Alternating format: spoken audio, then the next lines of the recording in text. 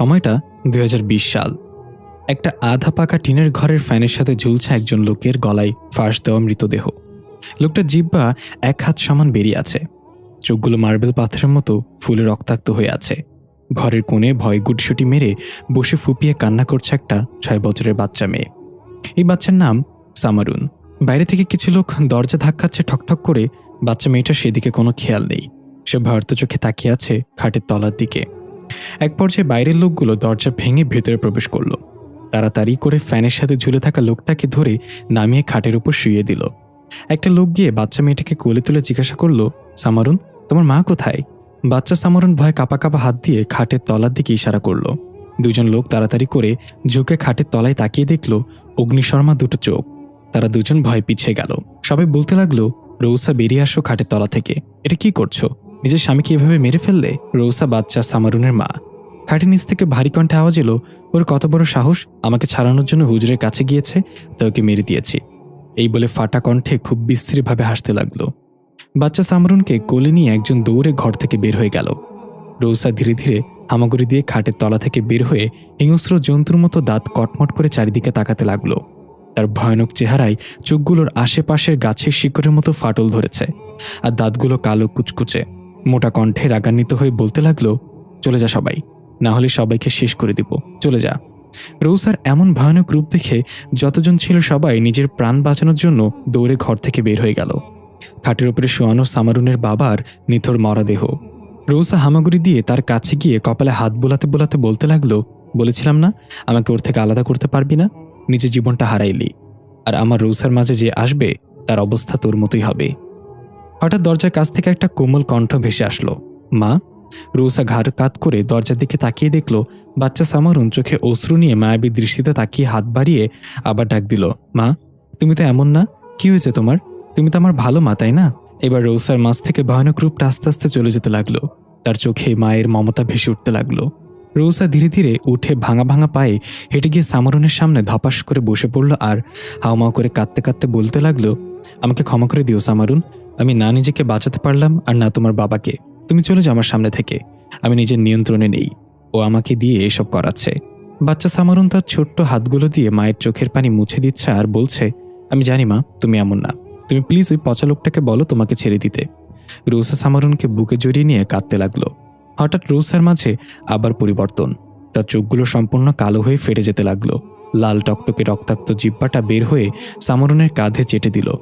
সুচালো দাঁতগুলো বের করে এক অদ্ভুত হাসি দিয়ে যখনই সামারুনের ঘাড়ে কামড় বসাতে যাবে ঠিক তখনই একটা সুন্দর কণ্ঠে কোরআনের কিছু আয়াত শোনা গেল। রৌসা সামারুনকে ধাক্কা দিয়ে ফেলে দিয়ে ছটফট করতে লাগলো। মাথার চুল টেনে ধরে চিৎকার করে বলতে লাগলো, বন্ধ করো এটা, বন্ধ করো, আমার শরীর পুড়ে যাচ্ছে, বন্ধ করো এই মন্ত্র। আমার দেখতে পাই সাদা ফুতুয়া পরা লম্বা চুলের এক টকবকে যুবক সুমধুর কণ্ঠে কোরআন তেলাওয়াত করতে করতে এগিয়ে আসছে। তার এক হাতে একটা কালো রঙের তসবি, অন্য হাতে একটা পিতলের পাত্র, যেটার ভেতর থেকে ধোঁয়া বের হচ্ছে। এর নাম ইমাম নাওফি। যেখানে কোনো দুষ্ট শক্তি নাশকতা করার চেষ্টা করে সেখানেই নাওফি হাজির। আশেপাশে তার অনেক নাম ডাক, জিন ভূত তার নাম শুনলেই কেঁপে ওঠে। আজ পর্যন্ত শত শত দুষ্ট জিনকে তাদের দুনিয়ায় ফেরত পাঠিয়েছে।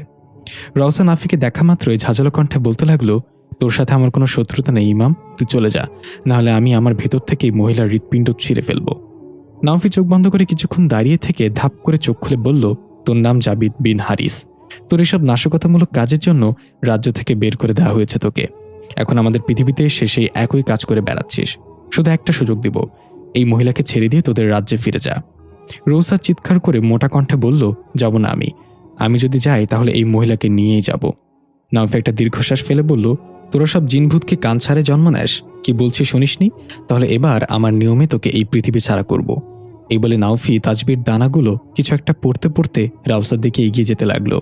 রাউসা চিৎকার করতে করতে পিছিয়ে গেল আর বলতে লাগলো, আগামী না, আমি কিন্তু মেরে ফেলবো এই মহিলাকে, থেমে যা ইমাম। নাওফি তার কথায় কান্না দিয়ে এগিয়ে গিয়ে পিতলের পাত্র থেকে ধুলো জাতীয় কিছু বের করলো হাতের মুষ্টিতে ধরে, তারপর রাউসার দিকে ছুঁড়ে মারল। রাউসা ফ্লোরে পড়ে গলা কাটা মুরগির মতো ছটফট করতে লাগলো আর চিৎকার করতে লাগলো। বাইরে থেকে লোকজন এসব কিছু দেখছিল। সামারুন মা মা বলে কান্না করছিল ফুপিয়ে। নাওফি রাউসার কপালে তাবিজটা চেপে ধরল আর বলল, ফিরে যা। রাউসা গড়গড় করে অদ্ভুত এক হাসিতে বলল, যাব না। নাওফি একটু ভ্যাবাচেকা খেয়ে গেল। কারণ এর আগে কখনো কোনো দুষ্টু শক্তি নাওফির সাথে এভাবে কথা বলার সাহস পায়নি। নাওফি রেগে গিয়ে প্রচণ্ড জোরে থাপ্পড় দিয়ে রৌসাকে দূরে ফেলে দিল। রৌসা আরও জোরে হাসতে লাগলো আর তাচ্ছিল্যের গলায় বলতে লাগলো, কি রে ইমাম, এত রেগে গেলি কেন? তোর চেহারা রং উড়ে গেল কেন? নাওফি আরও রেগে গিয়ে রৌসার গলা চেপে ধরে জিজ্ঞাসা করলো, তোর উদ্দেশ্য কি? রৌসার গলার চাপে থামা থামা কণ্ঠে বলল, আমার উদ্দেশ্য তো হাসিল হবে মরার পরে, তোকে আমি ছাড়ব না ইমাম। নাওফি তার জন্য জানা সবচেয়ে শক্তিশালী দোয়া পড়তে লাগলো রাউসার কপালে তাবিজ চেপে ধরে। রৌসা ছটফট করতে শুরু করলো, আবার অদ্ভুতভাবে হাসতেও লাগলো। নাওফি তার দোয়া থামালো না। এক পর্যায়ে রৌসার মুখ থেকে রক্ত বের হতে লাগলো। নাওফি থেমে গিয়ে রৌসাকে ছেড়ে দিল। রৌসা আর কোনো নড়াচড়া করছে না, একদম নিথর হয়ে পড়ে আছে। হঠাৎ ধপাস করে চোখ খুলে রৌসা নাওফির কলার ধরে বলল, আমি আবার ফিরে আসবো ইমাম। এই বলে রৌসা ঠাস করে পড়ে গেল। নাওফি হাতের আঙুল তার নাকের কাছে নিয়ে শ্বাস প্রশ্বাস পরীক্ষা করল এবং বুঝতে পারল রৌসার নেই, ওই জিন তাকে মেরে ফেলেছে। নাওফি এমন জিনের সম্মুখীন এর আগে কখনো হয়নি। নাওফি প্রচণ্ড মানসিকভাবে ভেঙে পড়ল। বাচ্চা সামারুন দৌড়ে এসে তার মায়ের হাত ধরে বলছে, মা উঠো, চোখ খোলো, কথা বলছো না কেন? মা, কি হয়েছে তোমার? নাওফি খাটের পায়ের সাথে হেলান দিয়ে বসে বসে উদাস হয়ে। লোকজন এসে নাওফিকে সান্ত্বনা দিচ্ছে, এতে তার কোনো দোষ নেই। সে তো সাহায্য করতে এসেছিল এবং সর্বোচ্চ চেষ্টা করেছে। আল্লাহ বাঁচিয়েছে, এই বাচ্চাটার কিছু হয়নি। নাওফির মন যেন কিছুতেই মানছে না। এমন কিছু হবে সেটা কল্পনাও ছিল না তার। এই প্রথম কোনো দুষ্টু শক্তির কাছে হেরে গেল নাওফি। 4 বছর পরের দৃশ্য। 2024 সাল চলছে এখন।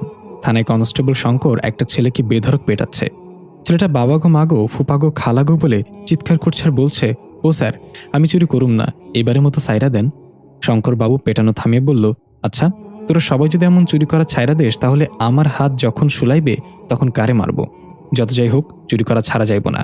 চোর পিটাইতে আমার অনেক মজা লাগে। এই বলে আবার পেটাতে লাগলো।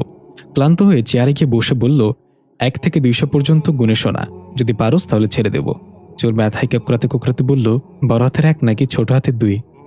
শঙ্করবাবু হাসতে হাসতে বলল, চোর অনেক দেখেছে, কিন্তু তোর মতো অশিক্ষিত চোর একটাও দেখিনি। এর মাঝে থানায় প্রবেশ করল লিড ইন্সপেক্টর আহমেদ ফাতিহা। শঙ্করবাবু সহ সবাই দাঁড়িয়ে সেলুট করল।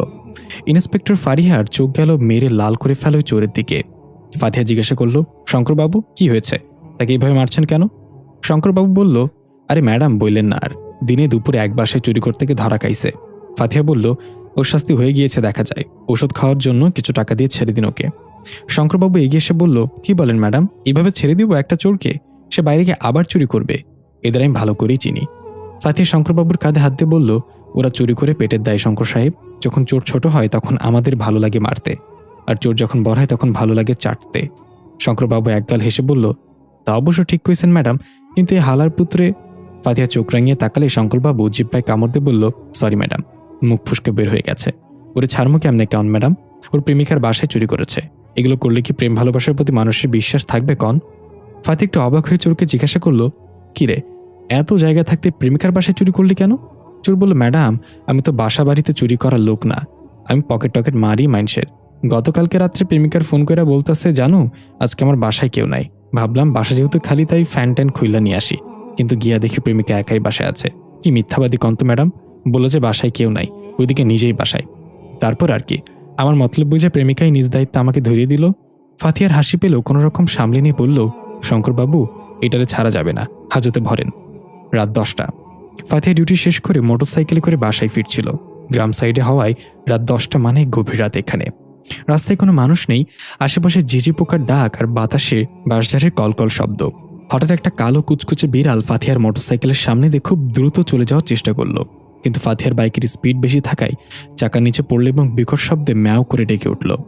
ফাতিহা নিয়ন্ত্রণ হারিয়ে পাশে একটা খাদে গিয়ে পড়ল বাইক নিয়ে। কিছুটা আহত হয়ে ফাতিহা ধীরে ধীরে উঠে দাঁড়ালো। খোঁড়াতে খোঁড়াতে খাদ থেকে উঠে এসে বোঝার চেষ্টা করলো কি হয়েছে। দেখা গেল বিড়ালটা রাস্তার এক পাশে পড়ে আছে। ফাতিহা তাড়াতাড়ি করে গিয়ে বিড়ালটার হাত দিয়ে নাড়াচাড়া করে বুঝতে পারল এটা মারা গিয়েছে, কিন্তু বিড়ালটা একটু আহত হয়নি, তার শরীর পুরো অক্ষত। ফাতিহা লক্ষ্য করলো বিড়ালের গলায় কিছু একটা বাধা আছে। হাতে নিয়ে বুঝতে পারলো এটা তো একটা তাবিজ জাতীয় কিছু। বিড়ালের গলায় আসলো কিভাবে? ফাতিহা চিন্তা না করে তাবিজটা বিড়ালের গলা থেকে টান দিয়ে ছিঁড়ে নিয়ে নিজের কাছে রেখে দিল। উঠে দাঁড়িয়ে ওয়াকিটকিতে থানায় ফোন করে জানালো, বাইক অ্যাক্সিডেন্ট হয়েছে আমার, আই নিড ব্যাকআপ। ফাতিহা রাস্তা থেকে ওই খাদে নেমে বাইকের কাছে বসে রইল। এদিকে আমরা দেখতে পাই ফাতিহা যাকে মৃত ভেবে রাস্তার পাশে ফেলে এসেছে সে বিড়ালটা সেখানে নেই। অন্যদিকে দেখা যায় নাওফি সেদিনের পর থেকে ওই কাজ ছেড়ে দিয়েছে। রোসার মৃত্যুতে এতটাই ভেঙে পড়েছিল যে আর কখনো কারো চিকিৎসা করার সাহস হয়ে ওঠেনি তার। এখন সে ছোট্ট একটা ক্যাফে চালায়। রাতে সবকিছু গুছিয়ে রেখে ক্যাফে বন্ধ করে ফেলবে এমন সময় একটা 10 বছরের মেয়ে প্রবেশ করে বলল, এই নাওফি, আমার জন্য একটা ব্ল্যাক কফি প্লিজ। নাওফি বিরক্তি নিয়ে বলল, সামারুন, তোকে কতবার বলেছি রাতে বাসা থেকে বের হইবি না? এত রাতে ক্যাফেতে আসার মানে কি? সামারুন নাওফির 2 গাল টেনে দিয়ে বলল, বলে বাবা, তুমি জানো রাগ করলে তোমার একদম লাল টমেটোর মতো লাগে, মন চায় টুস করে টিপে দিয়ে ফাটিয়ে ফেলি। নাওফি সামারুনের হাতে ধাক্কা দিয়ে সরিয়ে বলল, যা ফালতু নিসা, তোরে না কতবার বলেছি আমার সাথে এরকম অংভং করবি না, এতিমখানে রেখে আসবে একদম।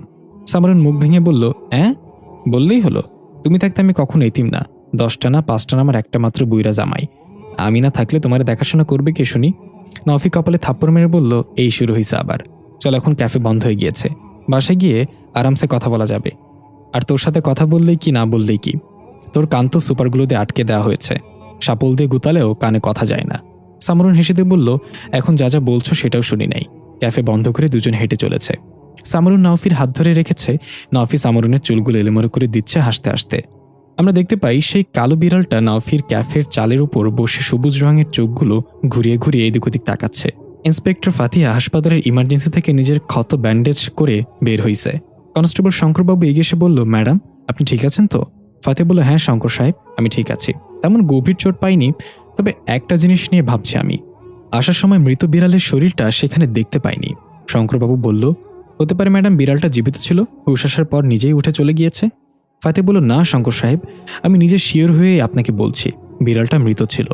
শঙ্করবাবু বলল, তাহলে হয়তো কোনো প্রাণী নিজের ডিনার মনে করে নিয়ে গেছে ম্যাডাম, এটা নিয়ে চিন্তা করার দরকার নেই।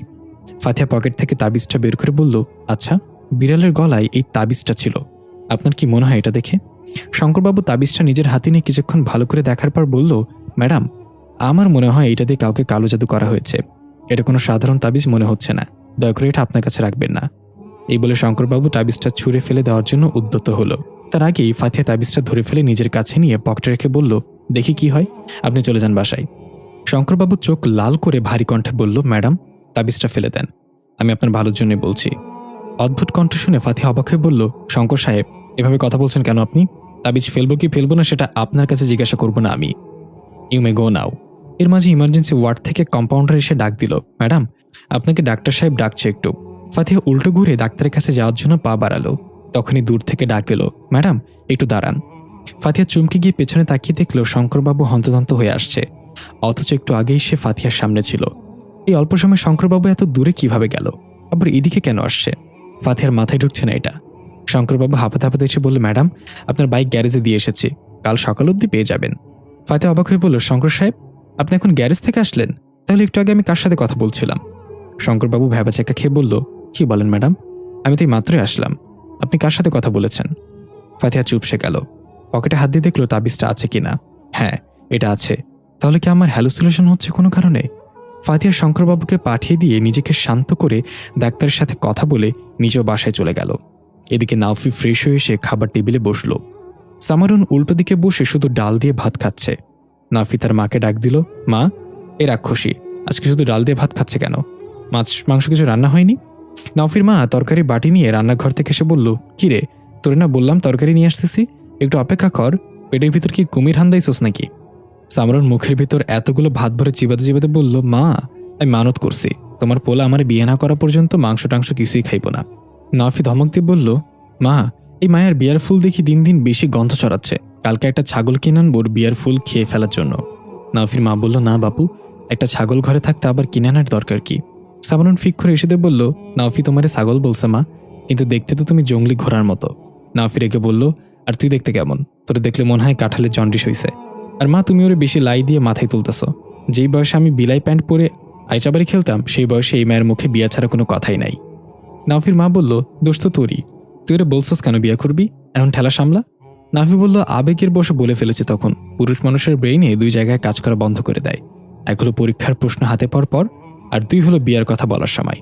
সামারুন কাঁটা চামচটা উঠিয়ে এক লাফে টেবিলের উপর উঠে নাওফির চোখের সামনে ধরে বলল, তার মানে তুই আমার বিয়া করবি না? নাওফি ঘাবড়ে বলল, এই জন্যই মায়া মানুষ ভাল লাগে না আমার, কথাটা হচ্ছে মুখে মুখে, হাতাহাতি দরকার কি? তুই এখনো ছোট সামারুন, বিয়ে শব্দটা ছাড়া আর কিছুই বুঝোস না। সামারুন শান্ত হয়ে নিজের চেয়ারে গিয়ে বসে মুচকে এসে বলল, আমি সবই বুঝি রে, তবে তুমি এটা বুঝো না আমি সব বুঝি। নাফি তার মায়ের দিকে তাকিয়ে দেখল মুচকে মুচকে হাসছে। নাফি বিরক্ত হয়ে বলল, তুমি তো হাসবেই, তোমার তো বিয়ে হয়নি, তো বুঝবে কেমনে? নাফির মা মাথায় চাপাটি মেরে বলল, হারামি বলে কি দেখ, আমার বিয়ে না হইলে তুই কি আগরবাতির প্যাকেট থেকে বের হইছস? নাফি নিজের মাথায় চুল টেনে ধরে বলল, কি বলি নিজেও জানি না। বিরক্ত হয়ে সামারুনকে জিজ্ঞাসা করলো, আচ্ছা বলতো বিয়ের পর কি হয়? সামারুন বলল, তালাক হয়। নাফি কপালে থাপ্পড় মেরে বলল, এত দূরে কেন গেছস? তালাকের আগে কি হয় সেটা বল। সামারুন বলল, ঝগড়া। নাফি বলল, আর ঝগড়ার আগে? সামারুন বলল, বিয়ে। নাফির মা হাসতে হাসতে যেতে যেতে বলল, তোদের এই বিয়ের মারপ্যাচ দেখে মনে হইতেছে আমার বিয়ে না হইলেই ভালো হতো। 4 বছর আগের দৃশ্য। নাফির সামনে যখন সামারুনের মায়ের মৃত্যু হলো, তখন সামারুনের আপন বলতে আর কেউ ছিল না দুনিয়ায়। সামারুনের বাবা মা পালিয়ে বিয়ে করার কারণে তাদের কোনো আত্মীয় স্বজনের খোঁজও কেউ জানত না। এই অবস্থায় নাফি সবার উদ্দেশ্যে বলল, আমি সামারুনকে নিজের সাথে নিয়ে যেতে চাই। আজ থেকে ওর সব দায়িত্ব আমার। সবাই কথাবার্তা বলে রাজি হয়ে গেল সামারুনকে নাফির জিম্মায় দিবে, কিন্তু সামারুন বলে উঠল, আমি যাব না তার সাথে। সবাই অবাক হয়ে একে অপরের দিকে তাকালো। নাফি গিয়ে সামারুনের সামনে হাঁটু ঘেরে বসে বলল, আমি তোমার অনেক খেয়াল রাখবো, তোমাকে পড়ালেখা করাবো, আমার সাথে চলো। সামারুন বলল, সবাই জানবে আমি এতিম, তাহলে আমাকে বিয়ে করবে কে? 6 বছরের বাচ্চার মুখে এমন কথা শুনে উপস্থিত সবাই হু হু করে হেসে উঠল।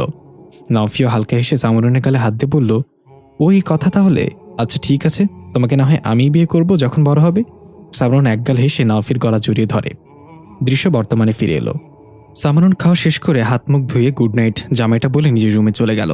নাফি এখনও টেবিলে বসে ভাবছে, এই মেয়ে তো আমাকে কোথাও ছাড়বে না। এদিকে ফাতিহা বাসায় এসে ল্যাপটপে কিছু কাজ করছিল। রাত তখন প্রায় 2টা ছুঁই ছুঁই। কফির মগে চুমুক দিতে গিয়ে বুঝলো সেটা ঠান্ডা হয়ে গিয়েছে ইতিমধ্যে। মনে মনে ভাবছিল কাজের মেয়েটাকে ডাক দিয়ে আর একটা কফি বানিয়ে আনার জন্য। তখনই হঠাৎ কিচেন থেকে ঠাস করে চুলা অন করার শব্দ এলো। ফাতিহা ভাবল সাজিয়া মনে হয়, মানে কাজের মেয়েটা হয়তো কিচেনে কিছু করছে। ফাতিহা ডাক দিল, সাজিয়া। কোনো সাড়া এলো না। ফাতিহা আবার ডাক দিল, এবারও কোনো আওয়াজ এলো না। হঠাৎ কিচেনে চুলা বরাবর অন অফ করার শব্দ আসতে লাগলো। ঠাস ঠাস করে অন অফ করছে কেউ। ফাতিহা ধমক দিয়ে উচ্চস্বরে বলল, সাজিয়া, চুলাটা নষ্ট হবে, এভাবে অন অফ করছিস কেন? তবুও থামছিল না দেখে ফাতিহা উঠে হনহন করে হেঁটে গেল কিচেনের দিকে। কাছাকাছি যেতেই আচমকা শব্দটা বন্ধ হয়ে গেল। ফাতিহা কিচেনে ঢুকে দেখল সেখানে তো কেউ নেই, চুলা বন্ধ, সবকিছু স্বাভাবিক। তাহলে এতক্ষণ কি হলো? ফাতিহা এবার বেশ ভয় পেল। কিছু একটা তো হচ্ছে আশেপাশে। কিচেনে কেমন যেন একটা নিস্তব্ধ পরিবেশ বিরাজ করছে। মনে হচ্ছে সবকিছু যেন থমকে গিয়েছে। ফাতিহা কাঁপা কাঁপা গলায় ডাক দিল, সাজিয়া, কোথায় তুই? সাজিয়া। তখনই চিচি করে একটা ইঁদুর দৌড়ে চলে গেল সামনে দিয়ে। ফাতিহা লাফ দিয়ে দূরে চলে গেল। ঘন নিঃশ্বাস নিতে নিতে কিচেন থেকে বের হওয়ার জন্য পা বাড়ালো। এর মাঝেই হুট করে সাজিয়া চলে আসলো হাই তুলতে তুলতে। আরে আফামনি, আপনি এখনো ঘুমান নাই? এত রাইতে রান্ধন করে কি করেন? এভাবে হুট করে সাজিয়া চলে আসার কারণে ফাতিহা চমকে গিয়ে ভয় পেয়ে গেল। একটু ধমক দিয়ে বলল, এতবার ডাকলাম সারা দিলি না কেন? মৌতের ঘুম ঘুমাস নাকি? সাজিয়া বলল, সবাই আপনি না আফামনি, রাইতো আহে ঘুমানোর লাইগা, আপনি সহিত আল্লাহ ঘুম দেয় নাই। ফাতিহা ধমক দিয়ে বলল, হয়েছে হয়েছে, আর লেকচার মারণ লাগবে না। থালা বাসন এখনো বেসিনে কেন? তোকে না বলেছি প্রতিদিন এটা প্রতিদিন ধুয়ে ফেলবি? সাজিয়া বলল, রাইতের বেলা থালা বাসনে হাত লাগাইলে এমনভাবে চিল্লাচিল্লি করে ওঠে সব কয়ডাই, মনে হয় আমি ওদের কাঁচা ঘুমে পানি ঢাল্লা দিছি, তাই সকালে ধুই। ফাতিহা সাজিয়ার মাথায় টাপলি মেরে বলল, কেচির মতো জবান চলে তোর, যা ঘুমা গিয়ে। সাজিয়া মুখে হাত দিয়ে হাই তুলতে তুলতে চলে গেল। ফাতিহা চুলের দিকে এক নজর তাকিয়ে কিছুটা ভেবে ওয়াশরুমে চলে গেল। আজকে আর কোনো কাজ করবে না, ঘুমিয়ে পড়বে। ফাতিহা যখন মুখে পানি দিচ্ছিল তখন মনে হচ্ছিল বেসিনের পানি যাওয়ার ফুটো দিয়ে ফিস ফিস করে কেউ কিছু বলছে। ফাতিহা এক ঝটকায় পিছিয়ে গেল। কিছুক্ষণে স্তব্ধ হয়ে রইল, কান পেতে আছে সত্যি কি ফিসফিস শব্দ আসছে কি নাকি, কিন্তু এবার আর কিছু শোনা গেল না। ফাতিহা মনের ভুল ভেবে ওয়াশরুম থেকে বের হয়ে নিজের রুমে গিয়ে ল্যাপটপ বন্ধ করে কাঁথা মুড়ি দিয়ে শুয়ে পড়ল।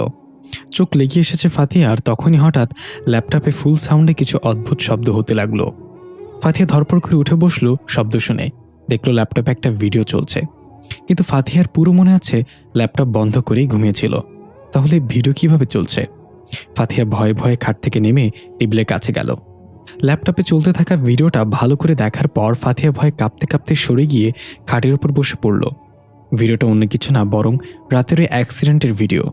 দেখা যাচ্ছে ফাতিহা খোরাতে খোরাতে এসে বিড়ালটাকে নেড়ে চেড়ে দেখছে, তারপর গলা থেকে টান দিয়ে তাবিজটা ছিঁড়ে নিল। এরপর ফাতিহা চলে গেল।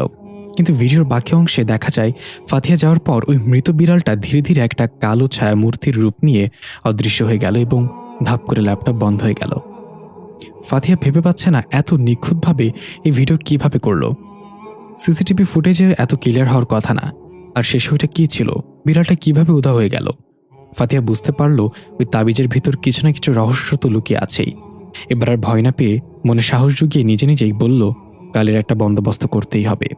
এই তাবিজের রহস্য কি আমার জানতে হবে।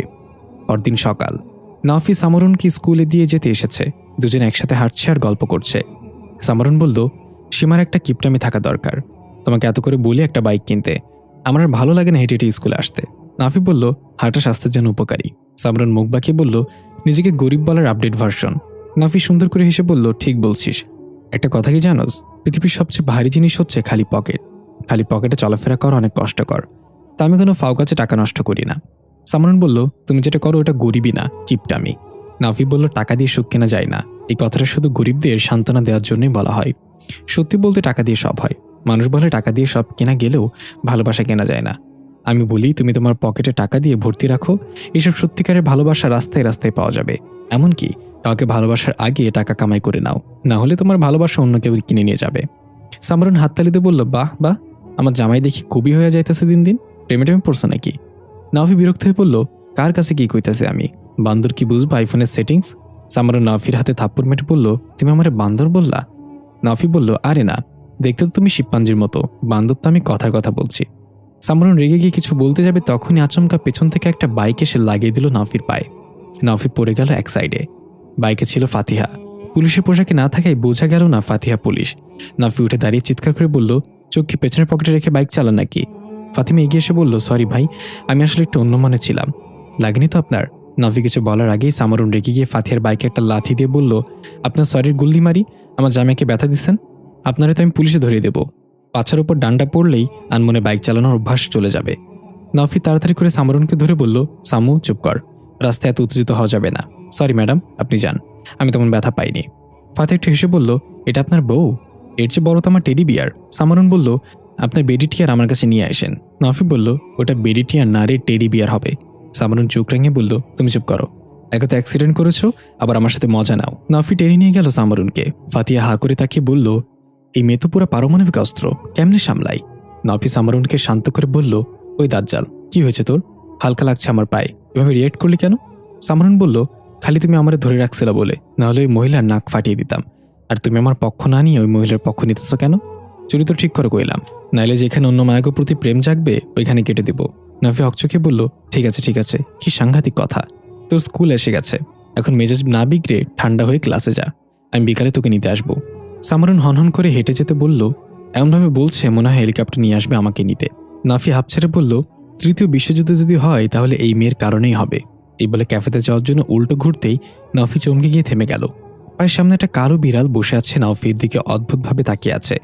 নাফি বিড়ালটার মাথায় হাত বুলিয়ে দিল। বিড়াল বরাবরের মতোই নাফির অনেক পছন্দের প্রাণী।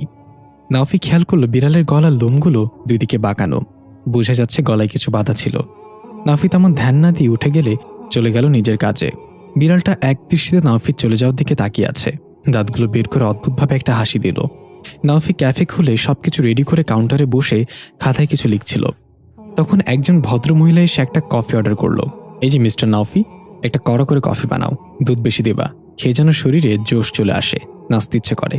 নাফি বলল, আফা, আমার এখানে গরু দুধের কফি হয়, নাগিনের দুধের না। ভদ্রমহিলা আস্তে আস্তে বলল, এটা ভুল কথা, গরু দুধ দেয় না, দুধ দেয় গাভী। নাফি বলল, আপনিও ভুল বলেছেন, গাভী দুধ দেয় না, গাভীর দুধ ধুইয়ে নিতে হয়। ভদ্রমহিলা হু হু করে হেসে বলল, ভাই তোমার সাথে কথাই পারবো না, কফি দাও আমার।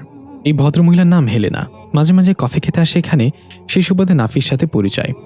কফিতে চুমুক দিয়ে হেলেনা বলল, তা ভাই বিয়ের শাদী করছো না কেন? বয়স তো কম হয়নি। নাফি বলল, সবাই আমাকে দোয়া দেয় ভালো থেকো সুখে থেকো, হয়তো এই জন্য আমার বিয়ে হচ্ছে না। হেলেনা বলল, তুমিও না ভাই, সব কথার উল্টো জবাব। এদিকে দেখো, আমাকে তো কেউ দোয়া দেয় না ভালো থাকার সুখে থাকার, তাহলে আমার কেন বিয়ে হলো না? নাফি চোখ টিপ দিয়ে বলল, যাকে তাকে ভাই বলে ডাকলে বিয়ে হবে কেমনে? হেলেনা কফিতে চুমুক দিয়ে নাফির কথা শুনে ফুর করে ফেলে দিল হাসতে হাসতে, আর বলল, তুমি কিন্তু বেশ মজা করতে পারো। আমি দোয়া করলাম এভাবেই হাসি খুশি থাকো সবসময়, দরকার হলে গর্তে পড়ো, বিপদে পড়ো, ছাদ থেকে পড়ো, তবুও কারোর প্রেমে পড়ো না।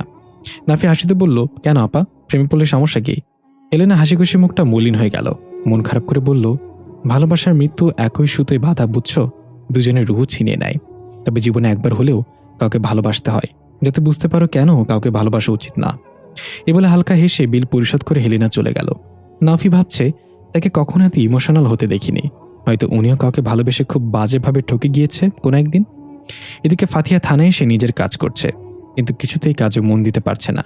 মাথায় শুধুই তাবিজ আর কাল রাতে ঘটে যাওয়া ঘটনাগুলো ঘুরছে। ফাতিহা হাত থেকে কলমটা রেখে চেয়ারে হেলান দিয়ে বসে চোখ বন্ধ করল। এরপর কি মনে করে কনস্টেবল শঙ্করবাবুকে ডাক দিল। শঙ্কর সাহেব, একটু ভেতরে আসুন তো। শঙ্করবাবু বগলের নিচে লাঠি রেখে টুপি ঠিক করতে করতে এসে সেলুট দিল। জি ম্যাডাম। ফাতিহা বলল, আচ্ছা শঙ্করবাবু, আপনি কি এমন কাউকে জানেন যে প্যারানর্মাল বিষয়গুলোতে ভালো জ্ঞান রাখে? শঙ্করবাবু বলল, কি বলেন ম্যাডাম, আপনি এসব বিশ্বাস করেন নাকি? এগুলো সবই ভোকাস, ভূত প্রেতাত্মা, এইসব মানুষের বানানো কথা।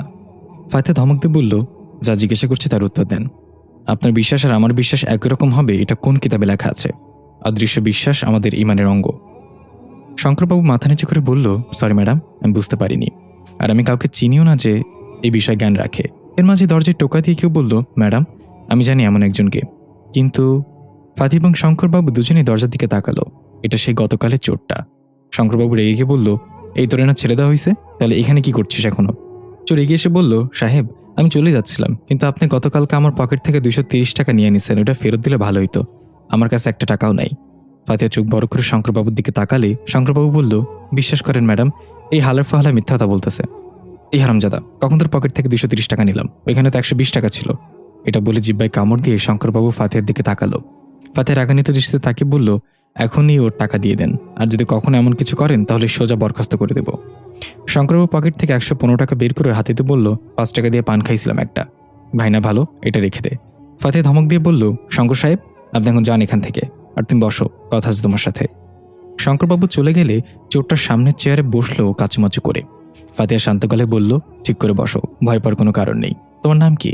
ছেলেটা বলল, ম্যাডাম, আমার নাম শাকিল।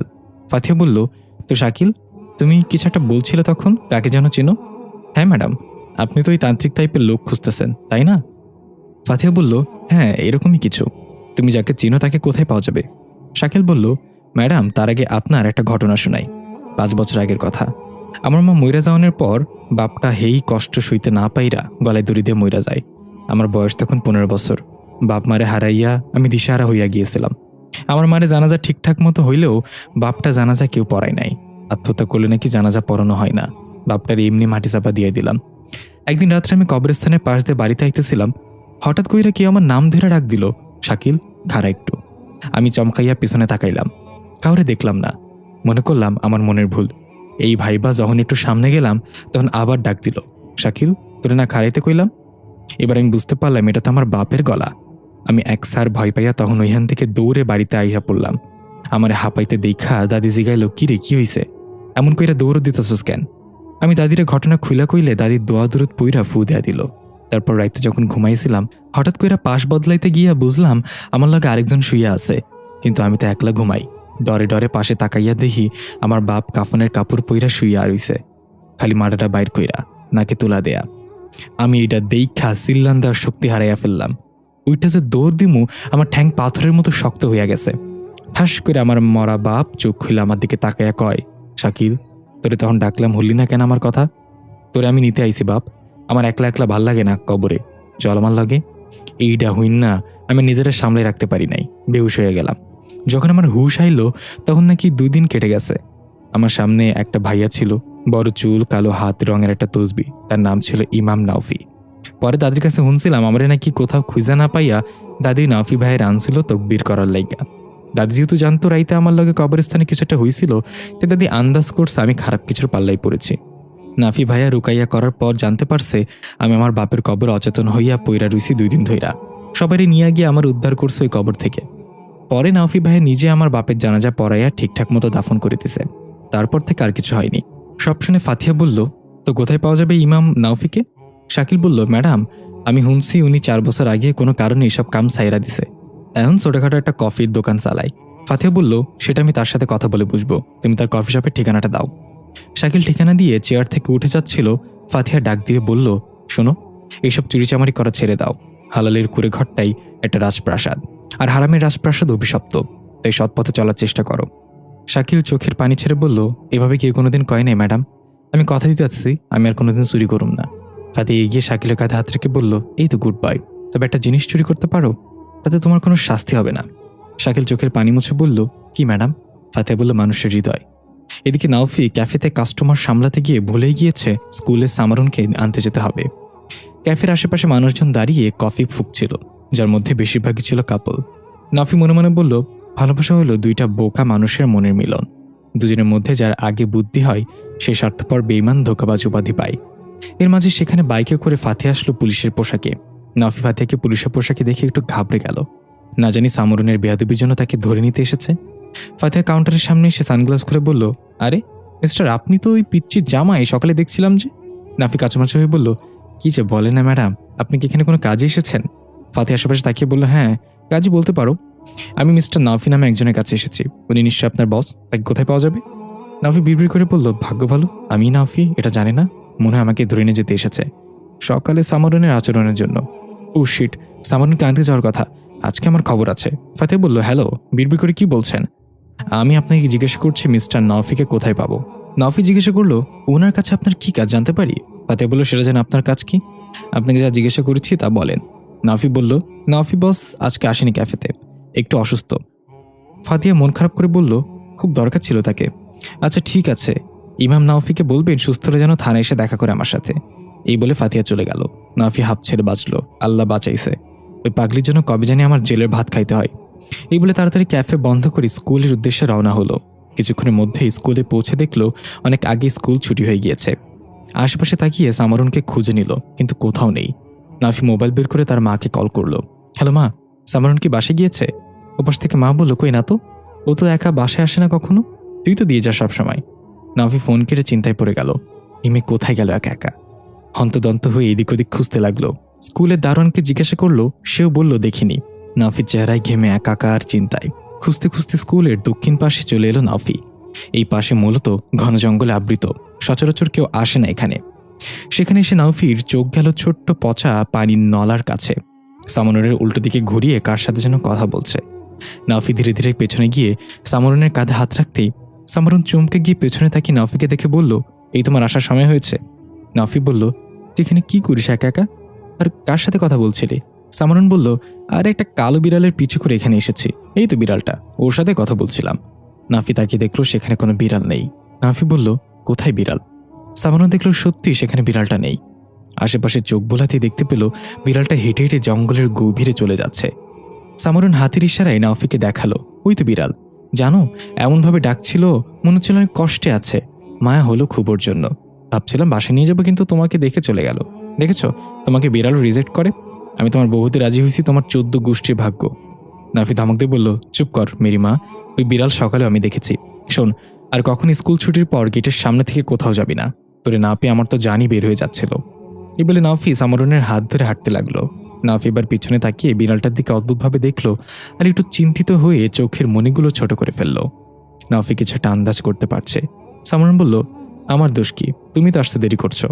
নাফি বলল, কাস্টমারের চাপে ভুলে গিয়েছিলাম, সরি। আর তোর জন্য আজকে অল্পের জন্য বেঁচে গেছি। সকালে যে মহিলার সাথে বাজে আচরণ করছোস, জানিস ওই মহিলা একজন পুলিশ অফিসার। ক্যাফেতে আসছিল নাফির খোঁজে। ভাগ্য ভালো আমি নাফিরা জানে না, আমি তো ভুং ভাং বলে ভাগিয়ে দিয়েছি। বলছি নাফি আমার বস, আজকে আসেনি। সাউনু বলল, তুমি এত ভয় পাও কেন? সে পুলিশ হলে হয়েছে কি? সে কি আমাকে চিনে? আমি কে? নাফি ভ্রুকুচকে বলল, তোকে কিভাবে চিনবে? আমাকেই তো চিনে না। সামরুন বলল, তাহলে আমিও বাচ্চা গেছি। এরপর থেকে অ্যাক্সিডেন্ট হওয়ার আগে যাচাই কইরা নিও বাইক কি পুলিশের নাকি আমজনতার। নাফি সামরুনের মাথায় টাপলি মেরে বলল, তার মানে তুই চাস আমি আবার অ্যাক্সিডেন্ট করি? আই হেইট ইওর চিন্তা ভাবনা। সামরুন আর কিছু না বলে নাফির হাত শক্ত করে চেপে ধরে হাঁটতে লাগলো। পেছন থেকে আমরা দেখতে পাই সামরুনের ঘাড়ে বিড়ালের নখের আঁচড়। ফাতিহা থানায় বসে নিজের কাজ করছে। কেন যেন আজকে খুব ক্লান্ত লাগছে, চোখ নিভু নিভু হয়ে আসছে। ফাতিহা হাতের উল্টো পিঠে থাকা ঘড়িটা সোজা করে দেখল রাত 9:06। চেয়ার থেকে উঠে নিজে একটা চা বানিয়ে সেটা চুমুক দিতে দিতে গিয়ে জানালার পাশে দাঁড়ালো। থানায় জানালার ওপাশে একটা বড় জলাশয়। চাঁদের আলো জলাশয়ের পানিতে পড়ার কারণে অদ্ভুত এক মরীচিকা সৃষ্টি হয়েছে। হঠাৎ ফাতিহার নজর গেল জলাশয়ের ওপারে কেউ একজন দাঁড়িয়ে আছে। চাঁদের আলোতে আবছা আবছা বোঝা যাচ্ছে কোনো চার পেয়েও কোনো প্রাণী। ফাতিহা ভাবল, হয়তো কৃষকদের কোনো গরু বা ছাগল পথ ভুলে এখানে চলে এসেছে। তেমন গুরুত্ব না দিয়ে ফাতিহা এসে নিজের চেয়ারে বসলো। হঠাৎ ওই জানালার কাছ থেকে একটা শব্দ আসতে লাগলো। মনে হচ্ছে কোনো গৃহপালিত পশু ঘাস খাচ্ছে। খাওয়ার সময় নাকে আটকে গেলে গরু বা ছাগল যেমন শব্দ করে তেমন কিছু। ফাতিহা একটু অবাক হলো, এত রাতে এখানে গরু আসবে কোথা থেকে? চেয়ার থেকে উঠে পিস্তলটা লোড করে নিল। তারপর আস্তে আস্তে জানালার পাশে গিয়ে দেখল সত্যি সত্যি একটা সাদা রঙের গরু গাছ পেঁচিয়ে থাকা লতাপাতা টেনে টুনে খাচ্ছে। ফাতিহার মনে খটকা লাগলো। এই ভেবেছে চাকরির বয়সে এখানে কোনো গরু তো দূর, মানুষও আসতে দেখিনি, কারণ এই এরিয়া সম্পূর্ণ কাঁটাতারে বেড়া দেয়া। যদি আসতে হয় তাহলে এই বিশাল জলাশয়ে পাড়ি দিয়ে আসতে হবে। ফাতিহা সব ভাবছিল তখন একটা লোকের কণ্ঠ শোনা গেল, ধলাই তুই এখানে? আর আমি তোকে কতদিন খুঁজতেছি। ফাতিহা দেখল কোমরে গামছা বাঁধা সাদা লুঙ্গি পরিত খালি গায়ে এক লোক ওই গরুটাকে ধলাই বলে সম্বোধন করছিল। ফাতিহা জানালা দিয়ে ডাক দিল, এই আপনি এখানে এলেন কিভাবে এত রাতে? ওই লোকটা এবং গরুটা একসাথে ফারিয়ার দিকে তাকালো। লোকটা করুণ স্বরে বলল, আমি তো এখানে আসিনি, আমাকে পাঠানো হয়েছে। ফাতিহা ধমকতে বলল, কে পাঠিয়েছে? সামনে এসে কথা বলেন। লোকটা একটা অদ্ভুত হাসি দিয়ে গরুর রশি ধরে বলল, সামনে আসলে সহ্য করতে পারবেন তো? এই বলে গরুর রশি ধরে দুজন একসাথে এগিয়ে এলো জানালার দিকে। ফাতিহা এবার স্পষ্ট দেখতে পেল লোকটা এবং গরুটা কারোই চোখের জায়গায় চোখ নেই, কালো গর্ত হয়ে আছে, চেহারা ভয়ানক রকম বিদঘুটে। ফাতিহা ভয় পেয়ে চিৎকার দিয়ে উঠল এবং লোটকার পিস্তল তাক করে ঠাস ঠাস করে দুটো গুলি চালালো লোকটাকে লক্ষ্য করে, কিন্তু মনে হলো যেন হাওয়ায় গুলি চালিয়েছে। গুলির শব্দ শুনে শঙ্করবাবু সহ আরো দুজন কনস্টেবল দৌড়ে এলো ফাতিহার কক্ষে। তারা এসে দেখলো ফাতিহা ভয়ার্ত চোখে জানালা দিয়ে বাইরে তাকিয়ে আছে পিস্তল তাক করে। শঙ্করবাবু ঘাবড়ে গিয়ে বলল, ম্যাডাম কি হয়েছে? কে ওখানে? ফাতিহা চমকে গিয়ে পেছনে থেকে কনস্টেবলদের দেখে বলল, ছিল কেউ এখানে একটু আগে, কিন্তু এখন নেই। শঙ্করবাবু দুজন কনস্টেবলকে অর্ডার করলো, তাড়াতাড়ি থানার পেছনের দিকে যাও, সবাইকে অ্যালার্ট করো, তারা যেন বের না হতে পারে। কনস্টেবল চলে গেল। ফাতিহা ধীরে ধীরে হেঁটে এসে পিস্তলটা টেবিলে রেখে চেয়ারে হেলান দিয়ে বসে চোখ বন্ধ করে বলল, তাদের পাওয়া যাবে না শঙ্কর সাহেব, তার অদৃশ্য মেহমান বিনা দাওয়াতে চলে এসেছে। শঙ্করবাবু অদ্ভুত কণ্ঠে বলল, চলে এসেছে নাকি নিয়ে এসেছেন? ফাতিহা চোখ খুলে শঙ্করবাবুর দিকে আর চোখে তাকিয়ে বলল, হয়তো নিয়ে এসেছি, তাই ফেরত পাঠানোর দায়িত্ব আমার। এর মাঝে ফাতিহার ওয়াকিটকি বেজে উঠল, ম্যাডাম 4 নম্বর কলোনির শেষ মাথায় একটা মার্ডার হয়েছে, লাশের শরীর থেকে তার চোখ উপড়ে ফেলা হয়েছে, আপনারা এখনই আসতে হবে এখানে। এদিকে নাওফি ক্যাফে বন্ধ করে রাস্তার এপাশ ওপাশ তাকিয়ে দেখলো কেউ আছে কিনা। কাউকে দেখতে না পেয়ে হাতের আঙুলে চাবির রিংটা ঘোরাতে ঘোরাতে হাঁটা দিল বাসার দিকে। তখনই হঠাৎ মনে হলো পেছনে কেউ আছে বা কেউ নজর রাখছে। নাফির সাথে সাথে পেছনে তাকিয়ে চোখ ঘুরিয়ে দেখলো কিছু একটা দেখতে না পেয়ে একটু খটকানি আবার হাঁটা দিল। একটু সামনে যেতেই করুণ স্বরে বিড়ালের ডাক ভেসে এলো। নাফি থমকে দাঁড়িয়ে গেল, বুঝতে পারলো কিছু একটা হচ্ছে এখানে। তাই নাফি তাড়াতাড়ি করে আইতুল কুরসি পরে নিজের শরীর বন্ধ করে নিল। এরপর উচ্চস্বরে বলল, আমার সাথে হাইড অ্যান্ড সিক না খেলে সামনে আয়। এটা বলতে পাশে একটা গাছের পাতাগুলো ঝুরঝুর করে নড়ে উঠল। নাফি গাছের দিকে এগিয়ে গিয়ে উপরে তাকিয়ে দেখলো একটা কাঠবিড়ালি জড়সড় হয়ে বসে আছে ডালে। হঠাৎ পেছন থেকে মোটা বিড়ালের কণ্ঠে ম্যাও ডাক দিল। নাফি টের পেল পেছনে এসে কেউ দাঁড়িয়েছে। তাই কিছু না ভেবেই হাত চালিয়ে দিল পেছন দিকে। ঠাস করে লাগলো কারোর গালে। হকচকিয়ে দেখলে এটা তো সামারুন। গালে হাত দিয়ে মুখ দিয়ে ফুসফুস করে রাগে। নাফি বলল, তুই এখানে কি করছিস সেই সময়? সামরুন চিৎকার করে বলে, হনুমানের বাচ্চা, তুই আমারে থাপ্পড় মারলি কেন? নাফি বলে, এইভাবে ভূতের মতো নিঃশব্দে পেছনে এলে দাঁড়ালে থাপ্পড় দেবো না তো কি আদর করবো তোকে? আর একটু হলে তো মন্ত্র পয়রা তোরে ভ্যানিশ করে দিতাম। তোর আর কত বলবো রাইতে বের না হইতে? সামারুন এখনো গালে হাত দিয়ে কাঁদো কাঁদো গলায় বলল, সাদে বাইর হই নাই আমি, মায়ের বুকের ব্যথা বেড়েছে, ঔষধ শেষ, তোমাকে কতবার কল করছি, কল ধরনি। নাফি পকেট থেকে ফোনটা বের করে দেখলো সত্যি অনেকগুলো কল এসেছিল, কিন্তু ফোন সাইলেন্ট থাকার কারণে শুনতে পাইনি। নাফি বা সামারুনের হাত ধরে বলল, সরি সামু, জোরে লেগেছে। সামারুন হাত ছিটকা দিয়ে টান দিয়ে ছাড়িয়ে যেতে লাগলো আর বলতে লাগলো, আমি এখন থানায় যাব, তোমার নামে মামলা দিব। নাফি পেছন পেছন দৌড়ে গিয়ে সামারুনের সাথে হাঁটতে হাঁটতে বলল, কি এটা থাপ্পড়ের জন্য মামলা দিয়ে দিবি? তাহলে দাঁড়া, আরো কয়েকটা দেই, একটা থাপ্পড় দিয়ে জেলে গেলে পোষাবে না। সামারুন থেমে গেল আর রাগি চোখে তাকে বলল, হ্যাঁ মারবাই তো, আমি তো ইতিম, আমারে মায়েরা ফেললো তো কেউ খোঁজ নিতে আসবে না। এই বলে ভ্যা করে কান্না করে দিল। নাফি অসহায়ের মতো সামারুনের গালে হাত রেখে বলল, এই সামু, আমি তো মজা করছি, এভাবে কাঁদিস না, তোর কান্না আমার বুকে তীরের মতো বেঁধে। সামু, সরি বললাম তো। সামারুন কাঁদতে কাঁদতে পায়ে গিয়ে দিল। নাফি ভুরু কুচকে বলল, তুই চাস আমি তোর পা ধরে মাপ চাই? সামারুন আরো জোরে কান্না করতে লাগলো। নাফি কোনো উপায় না পেয়ে সামারুনের পা ধরে বলল, হে মহিষী নারী, এ অধমের ভুল ক্ষমা করিয়ে একটু যদি হাসিতেন তাহলে স্বস্তি নিতে পারি। সামারুন এবার হেসেতে বলল, ঠিক আছে ঠিক আছে, এবারের মতো ক্ষমা করে দিলাম। নাফি বিড়বিড় করে বলল, পুরুষ মানুষ তার পছন্দের নারীর কাছেই নিজের আত্মসম্মানের 12টা বাজায়, ভাগ্য ভালো কেউ দেখেনি। সামারুন বলল, আচ্ছা জামাই বলো তো, লাভ ম্যারেজ বেশি ফায়দা নাকি অ্যারেঞ্জ ম্যারেজ? নাফি ধমক দিয়ে বলল, যা, আবার শুরু হয়েছে তোর বিয়ে নিয়ে গবেষণা, আমার ভাল লাগেনি এইসব নিয়ে কথা বলতে। সামারুন নখরা করে বলল, প্লিজ বলো না। নাফি বিরক্ত হয়ে বলল, অ্যারেঞ্জ ম্যারেজওয়ালা বইয়ের রুটি বেশি ফোলে আর লাভ ম্যারেজওয়ালা বইয়ের মুখ বেশি ফোলে। সামারুন মুখ বাঁকিয়ে বলল, এই দিক দিয়ে তুমি ভাগ্যবান, আমার রুটি তো ফোলেই, মাঝে মাঝে ভাতও ফোলে। নাফি এসে বলল, আরেকটা শোন, অ্যারেঞ্জ ম্যারেজের সঙ্গে হলো বিক্রিত মাল ফেরত হয় না, আর লাভ ম্যারেজের সংজ্ঞা হলো আগে ব্যবহার করুন, তারপর ক্রয় করুন। সামরুন হালকা এসে বলল, এই কথার অর্থ যেদিন আমি বুঝে যাব সেদিন বুঝবা আমি বড় হয়ে গেছি। এই বলে দুজনে হাসতে হাসতে হাঁটতে লাগলো। তখনই হঠাৎ নাফি খেয়াল করলো সামরুনের ঘাড়ে দুটা নখের আঁচড়ের মতো কিছু। নাফি সেখানে হাত দিয়ে জিজ্ঞাসা করলো, এটা কিভাবে হলো? সামরুন আউচ করে উঠে বলল, জানি না, স্কুল থেকে আসার পর থেকেই এখানে জ্বালা হচ্ছিল। মায়ের ওষুধের টেনশনে দেখার সময় পাইনি। নাফি মোবাইলের ফ্ল্যাশ জ্বালে ভালো করে দেখে বুঝতে পারলো এটা বিড়ালের নখের আঁচড়। নাফি জিজ্ঞাসা করলো, বিকালে ওই বিড়ালটা কি তোর শরীরে টাচ করেছিল? সামরুন বলল, কই না তো, আমি যেহেতু মাথায় হাত বুলিয়ে দিলাম আর গলার দিকে একটু চুলকে দিলাম। জানো, ওর গলায় একটা দাগ ছিল, মনে হচ্ছিল ওর মাথা শরীর থেকে আলাদা। নাফি কিছু একটা ভেবে সামরুনের হাত ধরে তাড়াতাড়ি হাঁটা দিল। দোকান থেকে মায়ের ওষুধ কিনে সোজা বাসার দিকে রওনা হলো। সামরুন বারবার জিজ্ঞেস করছে, কি হয়েছে বলবা তো, এত তাড়াহুড়া করছো কেন, পড়ে যাবো তো, আস্তে হাঁটো। এদিকে ফাতিহা পৌঁছে গিয়েছে মাদারের স্পটে। লোকজনের ভিড় ঠেলে ফাতিহা লাশের কাছে পৌঁছে দেখল সাদা কাপড়ে ঢেকে রাখা হয়েছে। অ্যাম্বুলেন্সের একজন কর্মীকে বলা হলো লাশের উপর থেকে কাপড় সরান। ম্যাডাম, দেখার পর আপনারা নিয়ে যেতে পারেন পোস্টমর্টমের জন্য। লাশের উপর থেকে কাপড় সরাতেই ফাতিহার চোখ বড় বড় হয়ে গেল, পুরো শরীরের লোম দাঁড়িয়ে গেল, ভয় শরীর কাটা দিয়ে উঠল। এটা সেই লোক যাকে থানায় দেখেছিল ফাতিহা জানালা দিয়ে। লাশের চোখের জায়গায় বড় বড় দুইটা গর্ত, যেমনটাই লোকটারও ছিল। ফাতিহা নাকি রুমাল চেপে পিছিয়ে গেল। একজন কনস্টেবল এসে বলল, ম্যাডাম আপনি ঠিক আছেন তো? ফাতিহা কোনোরকম নিজেকে সামলে নিয়ে বলল, কখন হয়েছে মার্ডার? কনস্টেবল বলল, এই বিকেল নাগাদ হয়েছে। আশেপাশে জিজ্ঞাসাবাদ করে জানতে পেরেছি লোকটা ভালো ছিল না, লুকিয়ে মহিলাদের গোসলের ভিডিও করে ব্ল্যাকমেইল করত। যতটুকু বুঝলাম এটা একটা প্রতিশোধমূলক হত্যাকাণ্ড। ফাতিহা বলল, সে কাজ কি করত?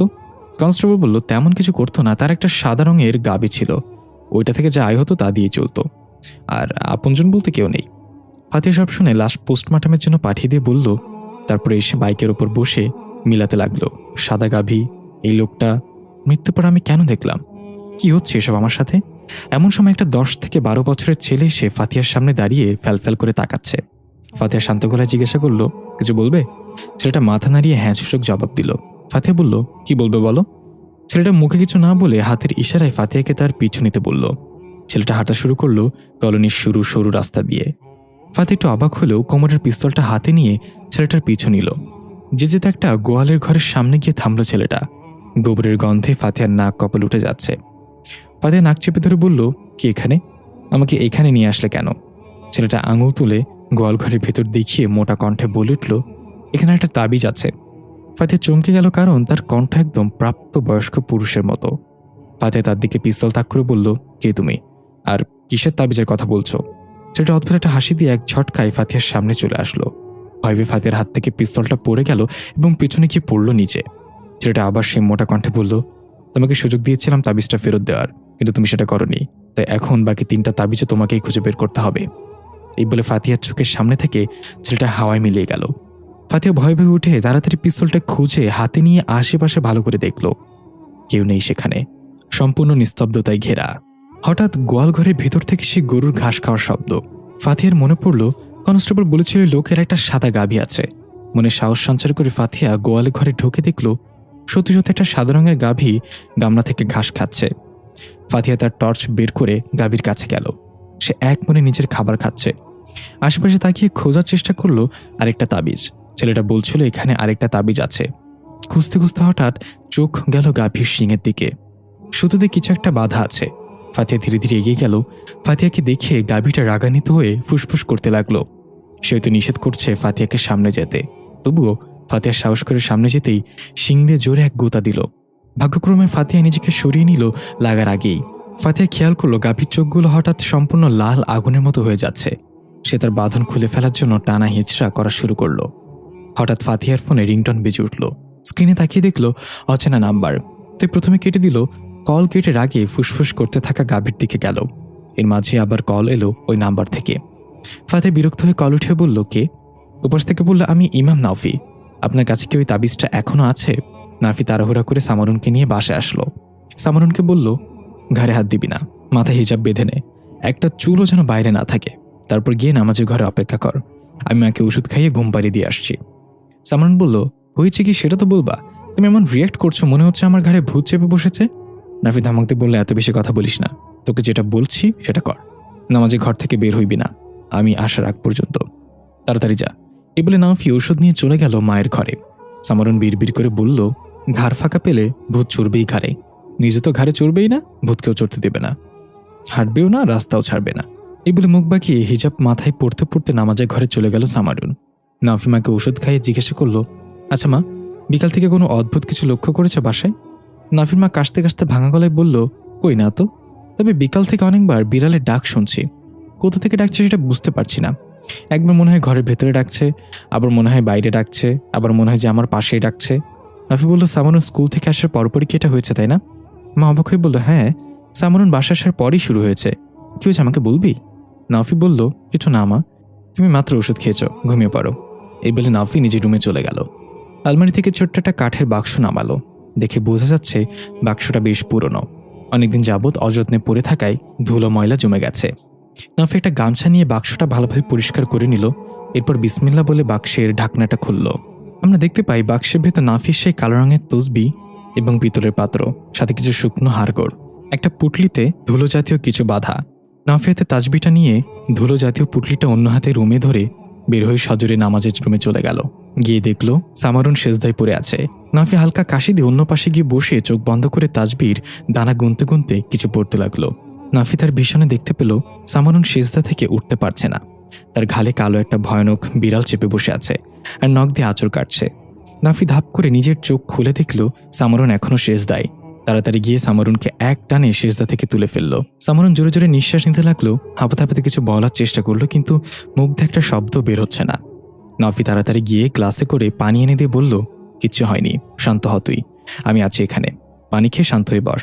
সামারুন এক চুমুকে গ্লাসের সবটুকু পানি ঠকঠক করে গিলে নিয়ে ক্লান্ত হয়ে বসে পড়ল। নাফি সামারুনের হাত চেপে ধরে বলল, কি হয়েছিল? সামারুন নিজেকে শান্ত করে ধীর গলায় বলল, তোমার আসতে দেরি দেখে আমি 2 রাকাত নামাজ পড়ার সিদ্ধান্ত নিলাম। সে অনুযায়ী নামাজে দাঁড়িয়ে গেলাম, কিন্তু আমার মনে হলো আমার সাথে তাল মিলে একটা ভারী কণ্ঠ আল্লাহু আকবার বলল। একটু ঘাবড়ে গেলেও আমি নামাজ ছাড়লাম না। যখন শেষদায় গেলাম তখন খুব চিকন একটা শব্দে বিড়ালের ডাক ভেসে আসলো।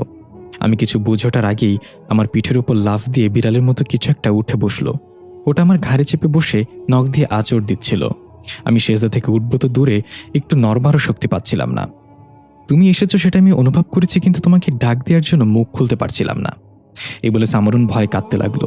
নাফি সান্ত্বনা দিয়ে বলল, আমি থাকতে তোর কিচ্ছু হবে না সামু, আমাকে দেখতে দে বিষয়টা। কার এত বড় সাহস? সামারুনকে জায়নামাজের উপর শুইয়ে দেওয়া হলো উপর করে। এরপর কালো একটা চাদর দিয়ে চেহারা বাদে সম্পূর্ণ শরীর ঢেকে দেওয়া হলো। নাফি বলল, চোখ বন্ধ করে রাখ সামু, যাই কিছু হয়ে যাক চোখ খুলবি না। তোকে আমি সেখানে পাঠাবো যেখান থেকে এটা শুরু হয়েছে। সামারুন নাফির হাত ধরে বলল, যদি আমি ফিরে না আসি? আর নাফি বলল, ফিরে আসতে হবেই তোকে, শুধু চোখ খুলিস না এই সময়টাতে, বাকিটা আমি দেখছি। তুই সেখানে আমার কণ্ঠ শুনতে পাইবি, আমি তোকে যেভাবে বলবো ঠিক সেভাবেই করবি। সামারুন হালকা এসে বলল, আই ট্রাস্ট ইউ জামাই। এই বলে চোখ বন্ধ করে ফেলল। নাফি একটু চিন্তিত চেহারায় নিজের কাজ শুরু করলো। পুটলি থেকে ধুলো জাতীয় পদার্থ বের করে সামারুনের ঘাড়ে আঁচড় দেওয়ার স্থানে লাগিয়ে দিল। সাথে সাথে সেখান থেকে কালো ধোঁয়া বের হতে লাগলো। নাফি বিড়বিড় করে কিছু একটা পড়তে লাগলো। নাফির কানে ভেসে আসছে অজস্র বিড়ালের আত্মচিৎকার। মনে হচ্ছে যেন এই বুঝি তারা নাফিকে চিড়ে খাবে। নাফি তার দোয়া পড়ার গতি বাড়িয়ে দিল। হাতের তাবিজটার দানাগুলো টং টং করে একটার সাথে আরেকটা বাড়ি মারতে লাগলো। এক পর্যায়ে সামারুনের ঘাড়ের আঁচড় থেকে কালো ধোঁয়া বের হওয়া বন্ধ হয়ে গেল। নাফি সাথে সাথে সামারুনের হিজাবের মধ্যে হাত দিয়ে মাথা থেকে একটা চুল টান দিয়ে ছিঁড়ে নিল। এরপর পাশে রেখে একটা পরিষ্কার পানির পাত্রে চুলটা ছেড়ে দিল। পানিটা ধীরে ধীরে আয়নার মতো হতে লাগলো। নাফি দোয়া পড়া বন্ধ করে চোখ এগিয়ে নিয়ে গেল পানির পাত্রের দিকে। পানির মাঝে একটা দৃশ্য ভেসে উঠল। দেখা গেল সামারুন আলোর অবয়বের ন্যায় হাঁটছে। আশেপাশে ঘন কালো ঝোপঝাড়। নাফি ডাক দিল, সামু, তোর ডান দিকে একটা সরু রাস্তা দেখা যাচ্ছে, ওইদিকে যা। সামারুন নাফির কথা অনুযায়ী সরু রাস্তা ধরে হাঁটতে লাগলো। একটু সামনে যেতেই নাফি বলে উঠল, এখানে থেমে যা। তো 2 কদম দূরে একটা সদ্য দাফন করা কবর দেখা যাচ্ছে, ওই কবর থেকে এক মুষ্টি মাটি নে। সামারুন একটু ঝুঁকে হাতের মুঠোয় মাটি নিল, কিন্তু হাত আটকে গেল কবরে। সামারুন তার পুরো শক্তি দিয়ে টান দিচ্ছে, কিন্তু কিছুতেই কবর থেকে হাত তুলতে পারছে না। এই দেখে নাফি বলল, সামু, মাটি ফেলে দে হাত থেকে জলদি। সামারুন মাটি ফেলে দিতেই আপনা আপনি হাত উঠে এলো কবর থেকে। নাফি বলল, নিশ্চয়ই সে আশেপাশে আছে, একটু চোখ বুলিয়ে দেখ চারপাশে কিছু দেখতে পাস কিনা। সামারুন আশেপাশে চোখ ঘোরাতে লাগলো। নাফি একটু হেসে বলল, পেয়েছি মহাশয়কে। সামু, ওই আমি বলার সাথে সাথে তুই তোর জায়গা থেকে সরে যাবি। এই বলে নাফি উচ্চস্বরে বলল, হাইড অ্যান্ড সিক অনেক হয়েছে, এবার বেরিয়ে আয়। সামারুন, এখানে সরে যা। সামরুন সাথে সাথে লাফ দিয়ে সরে যেতে কবর ভেদ করে একটা কালো বিড়াল বের হলো। বিড়ালটার গলায় একটা তাবিজ ঝুলানো, আর তার চোখ গাছের পাতার মতো সবুজ। জিব্বা যখন বের করলো তখন দেখা গেল রক্ত লাল। নওফি আস্তে আস্তে বলল, সামু, সে তোকে দেখতে পাবে না, তুই বিড়ালের পিছনে দেখ সে কোথায় যায়। আজকে তার গলা থেকে তাবিজ হারাবে, আমাকে দেখতে হবে তাবিজটা এখন কোথায়। বিড়ালটা পা পিছিয়ে পিছিয়ে হাঁটতে শুরু করলো। সামরুন নিঃশব্দে তার পিছু নিল। নওফি পরিষ্কার পানির পাত্রে সবকিছু স্পষ্ট দেখছে। বিড়ালটা কিছুক্ষণ হাঁটার পর একটা জায়গায় গিয়ে থামলো। তারপর কিছু অদ্ভুত অঙ্গিভঙ্গি করে মাটিতে পা দিয়ে আঁচড় কাটতে লাগলো। নওফি ভ্রুকুচকে বলল, সে কি কাউকে ডাকছে? এর মাঝে নওফি উপলব্ধি করল এখানে বিড়ালটা একা নয়, আরেকজন আছে যাকে সে মাটিতে আঁচড় কেটে ডাকছে। নওফি বলল, সামু দেখ তো, আর কেউ আছে নাকি আশেপাশে? সামারুন চোখ ঘুরিয়ে বামে তাকালো, কাউকে দেখা গেল না। ডানে তাকাতেই দেখা গেল একটা সাদা রঙের গরু দাঁড়িয়ে আছে, গরু শিংয়ের সাথে আরেকটা তাবিজ বাঁধা। নওফি হয়রান হয়ে গেল আর একটা তাবিজ দেখে। নওফি বলল, সামু, তুই বিড়ালের চোখে চোখ রাখ। সামারুন নওফির কথা অনুযায়ী বিড়ালের সবুজ রঙের চোখের দিকে তাকালো। বিড়ালটা কিছু একটা বুঝতে পেরে সাথে সাথে সেখান থেকে দৌড় দিল। নওফি চিৎকার করে বলল, সামু, ওর পিছনে, চোখের আড়াল যাতে না হয়। সামারুন ছুট দিল বিড়ালের পেছন পেছন। ঘন ঝোপঝাড় ভেদ করে বিড়ালটা প্রাণপণে দৌড়াচ্ছে, যেন সে সামারুনের থেকে পিছু ছাড়াতে যাচ্ছে। সামারুন কিছুতেই তাকে চোখের আড়াল হতে দিচ্ছে না। এক পর্যায়ে রাস্তায় চলে আসলো দৌড়ে। রাস্তায় উঠতেই অপর পাশ থেকে আসা একটা চলন্ত বাইকের সাথে বিড়ালটা বাড়ি খেয়ে এক সাইডে পড়ে গেল। বাইকওয়ালা গিয়ে পড়ল সামনে একটা খাদে। নওফি বলল, সামু, তুই বিড়ালের কাছে গিয়ে অপেক্ষা কর, নিশ্চয়ই বাইকওয়ালা এখানে আসবে, আর তার কাছে এখন ওই তাবিজ আছে। সত্যি কিছুক্ষণ পর বাইকওয়ালা এগিয়ে আসলো। তাকে দেখে নওফি শকড হয়ে গেল। আরে, এটা তুই লেডি ইন্সপেক্টর, তার মানে সে এই জন্য ইমাম নওফিকে খুঁজছিল। নওফি দেখলো সে একটা বিড়ালকে নাড়াচাড়া করে পরীক্ষা করলো মরে গেছে কিনা। তারপর বিড়ালের গলা থেকে তাবিজটা টান দিয়ে পকেটে রেখে দিল। নওফি বলল, সামু, আমাদের কাজ হয়ে গিয়েছে, এবার ফিরে আয়। সামরুন চোখ খুলছিল না। নওফি একটু ভীত হয়ে সামরুনের কপালে হাত রেখে বলল, সামু, ফিরে আয়, এবার আমাদের কাজ শেষ। সামরুন কোনো সারা শব্দ করছে না দেখে নওফি তাড়াতাড়ি করে পানি আনতে গেল। সামরুন এক চোখ খুলে তাকিয়ে দেখলো নওফি কি করছে। নওফি পানি না আসার আগে আবার টুং করে চোখ বন্ধ করে ফেলল। নওফি একটা দোয়া পরে গ্লাসের পানিতে ফু দিয়ে তাড়াতাড়ি করে সামরুনের মুখে ছিটিয়ে দিল। সামরুন এবার চোখ খুলে 32 পাটি দাঁত বের করে বলল, সাদা পানি, আমি ভাবছি শরবত ছিটাবি মুখে। নওফি রাগ করে বলল, তার মানে তুই ইচ্ছে করে এমন করেছিস? তোর আক্কেল জ্ঞান কবে হবে শুনি? আমাকে তো ভয় পাইয়ে দিয়েছিস। সামরুন উঠে নওফির গাল টেনে দিয়ে বলল, জানো কি হয়েছে? আমি কোথায় যেন চলে গিয়েছিলাম, সেখানে তোমার কণ্ঠ শুনেছি, তুমি আমাকে বলে দিচ্ছিলে কি কি করতে হবে। এভাবে সামরুন সবকিছু বলতে লাগলো হাত নাড়িয়ে কৌতূহলী ভঙ্গিতে। নওফি তো সব দেখেছে, তবুও সামরুনের কৌতূহল না ভেঙে তার কথায় মনোযোগ দিয়ে শুনছিল আর সাথে তাল মিলাচ্ছিল। আচ্ছা তাই নাকি? তারপর কি হলো? এ বাবা, এত ভয়ঙ্কর? সবকিছু বলা শেষে নওফি বলল, ঠিক আছে, এখন তাহলে যা, ঘুমিয়ে পড়। শরীর বন্ধ করতে হয় কিভাবে সেটা তো জানোসই। সামরুন মুচকে এসে বলল, হ্যাঁ জানি, আমি তো ইচ্ছে করি শরীর বন্ধ করি না, তুমি যদি এসে খালি মুখে ফিরে যাও তাই। নওফি সামরুনকে থাপ্পড় মেরে বলল, যা ভাগ এখান থেকে, এখন ঘুমিয়ে পড়। সামরুন দরজার কাছে গিয়ে আবার ঘুরে বলল, আমি ভেবেছিলাম তুমি মুখে পানি না ছিটিয়ে সিনেমা নায়কদের মতো ঠোঁটে ঠোঁট লাগিয়ে অক্সিজেন দেবে, কিন্তু তুমি যে আনরোমান্টিক কামলা সেটা তো আমি ভুলে গিয়েছিলাম। নওফি নিচের দিকে মাথা দিয়ে দাঁত কটমট করে বলল, তুই কি ঘুমাতে যাইবি নাকি তোর চোখে মরিচ জ্বলে দেবো? সামরুন মুখ বাঁকিয়ে বলল, যাচ্ছি যাচ্ছি, ভাব দেখলে শিয়াল পানিতে নামে। এই বলে সামরুন রুমে চলে গেল। নওফি হাঁপ ছেড়ে বেলকনিতে গিয়ে ফোন বের করে থানায় কল দিল। একজন কনস্টেবল ফোন উঠালে নওফি বলল, হ্যালো, ইন্সপেক্টর আছে থানায়? ওপাশ থেকে জানানো হল ইন্সপেক্টর 4 নম্বর কলোনিতে একটা মার্ডারের ইনভেস্টিগেশন করতে গিয়েছে। নওফি ইন্সপেক্টর ফাতিহার নাম্বার নিয়ে তার কাছে কল দিল। রিং হচ্ছে কিন্তু কেটে দিল ওপাশ থেকে। নওফি আবার কল দিল, এবার রিসিভ করে ওপাশ থেকে বলল, কে? নওফি বলল, আমি ইমাম নওফি, আপনার কাছে কি ওই তাবিজটা এখন আছে? ওপাশ থেকে ফাতি একটু অবাক হয়ে বলল, আমি আপনার খোঁজে ক্যাফেতে গিয়েছিলাম এই তাবিজের ব্যাপারে আপনাকে জানাতে, কিন্তু আপনাকে পাইনি। আপনি কিভাবে জানলেন তাবিজের ব্যাপারে? নওফি বলল, আমি জানি বলেই তো আপনার সাথে আমার দেখা করতে এসেছিলেন। এখন আপনি কোথায় আছেন? তাবিজটাই বা কোথায়? ফাতিহা বলল, তাবিজ আমার সাথে আছে। কিন্তু? নওফি বলল, কিন্তু কি? আর আপনি এমন হাঁপাচ্ছেন কেন? ঈশ্বরের শব্দই বা কিসের? মনে হচ্ছে কোনো জন্তু নিজের বাঁধন খোলার চেষ্টা করছে। ফাতিহা বলল, ঠিক ধরেছেন, তাবিজটা একটা না, মোট 4টা তাবিজ আছে। একটা আমার কাছে আছে, আর একটা আমার সামনে এখন গাভীর শিঙে বাঁধা। আমি কিছুতেই সেটা নিতে পারছি না। অত্যন্ত রাগান্বিত সে। নওফি অবাক হয়ে বলল, সাদা রঙের গাভী? ফাতিহা বলল, হ্যাঁ। আপনি এটা কিভাবে জানলেন? নওফি বলল, সেটা বড় বিষয় না, আপনি এক কাজ করেন, আপনার কাছে যে তাবিজটা আছে সেটা বের করে গাভীর চোখের সামনে ধরেন। নওফির কথা মতো ফাতিহা পকেট থেকে তাবিজটা বের করে গাভীর চোখের সামনে ধরল। মুহূর্তের মধ্যে ছটফট করতে থাকা গাভীটা শান্ত হয়ে গেল। ফাতিহা অবাক হয়ে জানালো, ইমাম সাহেব, গাভী তো শান্ত হয়ে গিয়েছে। নওফি বলল, এবার আস্তে আস্তে তার শিং থেকে তাবিজটা খুলে নিন, কিছু বলবে না সে। ফাতিহা ধীরে ধীরে এগিয়ে গিয়ে কাপা হাতে শিং থেকে টান দিয়ে তাবিজটা খুলে নিল। দাবিটা এবার একদম শান্ত হয়ে পাগুলো ছড়িয়ে শুয়ে পড়ল আর চোখ বন্ধ করে ফেলল। ফাতিহা গোয়ালঘর থেকে বের হয়ে ফোন কানে নিয়ে বলল, এখন আমার কাছে 2টা তাবিজ, আরও 2টা তাবিজ আছে, কাল আপনার সাথে দেখা করে সবটা জানাবো। নাফি বলল, ঠিক আছে, কফির দাওয়াত রইল ম্যাম। সামারুন কালো বিড়ালটাকে কোলে নিয়ে তার মাথায় হাত বুলিয়ে দিচ্ছে আর অদ্ভুত ভাষায় একটা গান গাইছে। ওই কবরটার সামনে বসে আছে। গানের সুরে বিড়ালটা ধীরে ধীরে ঘুমিয়ে যাচ্ছে। কবরের মাটিগুলো হালকা কাঁপছে। সামারুনের চেহারায় অন্যরকম এক মায়া জন্ম নিয়েছে। তার চোখগুলো সবুজ হয়ে গিয়েছে বিড়ালের মতো, চোখের মনি চিকন হয়ে তীরের মতো। হঠাৎ সামারুন দেখতে পেল কিছুটা দূরে একটা সাদা রশ্মি দেখা যাচ্ছে। রশ্মিটা আস্তে আস্তে তার দিকে এগিয়ে আসছে। যখন রশ্মিটা সামারুনের একদম কাছাকাছি চলে আসলো, সামারুন মাথা কাত করে অবাক চোখে তাকিয়ে আবেগে আপ্লুত হয়ে উঠল। মা! দেখা গেল এটা সামারুনের মৃত মা। সামারুনের চোখ পানিতে ভিজে উঠল এত বছর পর মাকে দেখতে পেয়ে। সামারুনের মা খুব সুন্দর করে ডাক দিল, সামারুন, মেয়ে আমার, আয় আমার বুকে, দেখ আমি ফিরে এসেছি। সামারুন আর কিছু না ভেবেই মাকে জড়িয়ে ধরতে নিলে মা বাধা দিয়ে বলল, আগে কোল থেকে বিড়ালটা ফেলতে হবে, আমাকে জড়িয়ে ধরতে হলে। সামারুন বিড়ালটার দিকে তাকিয়ে দেখল সবুজ রঙের চোখগুলো দিয়ে এক অদ্ভুত চাহনিতে সে তাকিয়ে আছে। তার চোখ বলছে সামারুন যেন তাকে কোল থেকে না নামায়। কিন্তু সামারুন মাকে জড়িয়ে ধরার খুশিতে বিড়ালটাকে কোল থেকে ফেলে দিল, কিন্তু তার আগেই ম্যাও করে সামারুনের আঙুল কামড় দিয়ে বসিয়ে দিল সে। এতে সামারুনের আঙুল থেকে রক্ত পড়তে লাগলো। সেদিকে ধ্যান না দিয়ে সামারুন দৌড়ে গিয়ে তার মাকে জড়িয়ে ধরে কান্না করতে লাগলো।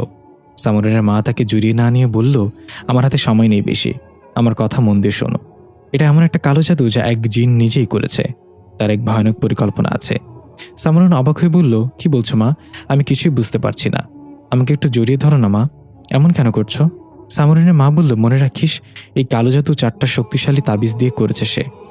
পরবর্তী পূর্ণিমার আগে তাবিজগুলো খুঁজে বের করে নষ্ট করে ফেলতে হবে। এই বলে সামারুনকে শক্ত করে জড়িয়ে ধরল তার মা। তবে সামারুন বুঝতে পারল এটা ভালোবাসার জড়িয়ে ধরে না। মনে হচ্ছিল সামারুনের বুকের হাড়গুলো দুমড়ে মুচড়ে যাচ্ছে।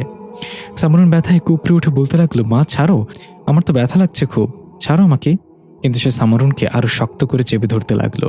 সামারুন সহ্য করতে না পেরে এক পর্যায়ে চিৎকার করে প্রচণ্ড জোরে ধাক্কা দিল তার মাকে। ধরফুরে ঘুম থেকে উঠে বসে পড়ল সামারুন।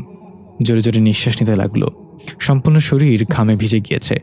হাঁপাতে হাঁপাতে নিজের শরীরে হাত বুলিয়ে বিড়বিড় করে বলল, কি দেখলাম স্বপ্নে? সত্যি কি মা এসেছিল?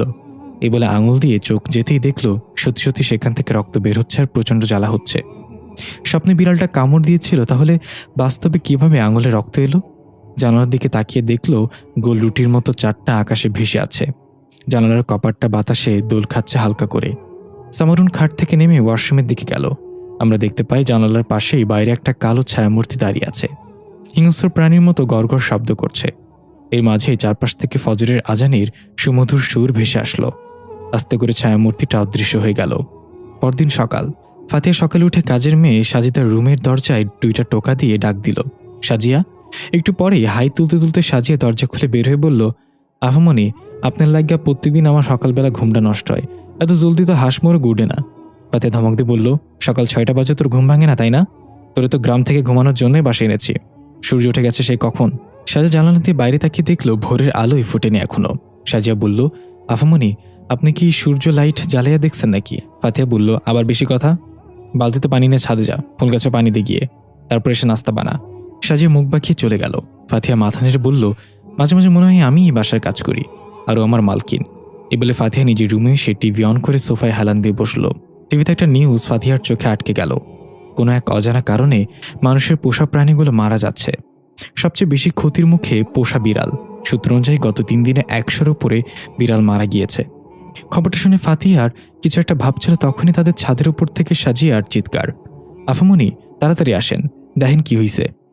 ফাতিহা তাড়াতাড়ি দৌড়ে গিয়ে ছাদে গিয়ে দেখল ফুল গাছগুলো ছিন্ন ভিন্ন হয়ে এদিক সেদিক পড়ে আছে। মনে হচ্ছে কেউ যেন রাগে ক্রোধে সব গাছগুলো টেনে ছিঁড়ে ফেলেছে। সাজিয়া কাঁদো কাঁদো গলায় বলল, আফামনি, কাল সন্ধ্যাবেলাও সব ঠিক আছিল, আমি কাপড় নিতে আইসা দেখা গেলাম ফুলগুলা আসিল, রাত্রিবেলা কি এমন করলো? ফাতিহা কোনো কথা বলছে না। খুব শখের বাগান ছিল এটা ফাতিহার। নিজের হাতে যত্ন নিত প্রতিদিন। বাইরে থেকে ছাদে আসা কারোর পক্ষে সম্ভব না। কি করতে পারে এমনটা? ফাতিহা ধীর পায়ে হেঁটে হেঁটে ছিটিয়ে ছিটিয়ে থাকা গাছগুলো দেখছে। এত শখের বাগান, এমন অবস্থা দেখে ফাতিহার চোখে পানি চলে এলো। হঠাৎ সাজিয়ার ডাক দিয়ে বলল, আফামনি দেখেন, ওইখানে কিছু লেখা আছে। ফাতিহা তাকে দেখল চিলেকোঠা দেয়ালে রক্ত জাতীয় কিছু, বা হয়তো রক্ত দিয়ে ছোট ছোট করে আরবিতে কিছু লেখা আছে। ফাতিহা ফোন বের করে লেখাটার ছবি তুলে নিল। তারপর বলল, সাজিয়া, এগুলো পরিষ্কার করে ফেল, আমি একটু বাইরে যাচ্ছি। সাজিয়া বলল, আপামনি আজকে ডিউটিতে যাইবেন না? ফাতিহা কোনো উত্তর না দিয়ে চলে গেল। এদিকে নাওফি সামরুনকে স্কুলে দিতে যেতে এসেছে। সামরুন আজকে অনেকটা চুপচাপ। নাফি বুঝতে পারল কাল রাতে যা হয়েছে তাতে সামরুন এখনো ঘোরের মধ্যে আছে। নাফি বলল, কিরে, তোর টক টাইম শেষ নাকি? মুখ সেলাই করে রাখছিস কেন? সামরুন এবারও কিছু না বলে স্কুলের ভেতরে চলে গেল। নাফি পেছন থেকে ডাক দিয়ে বলল, বিকেলে আমি নিতে আসবো, কোথাও যাস না কিন্তু। সামরুন থেমে গিয়ে উল্টো দিকে ঘুরে গলায় বলল, রাতে মা এসেছিল স্বপ্নে।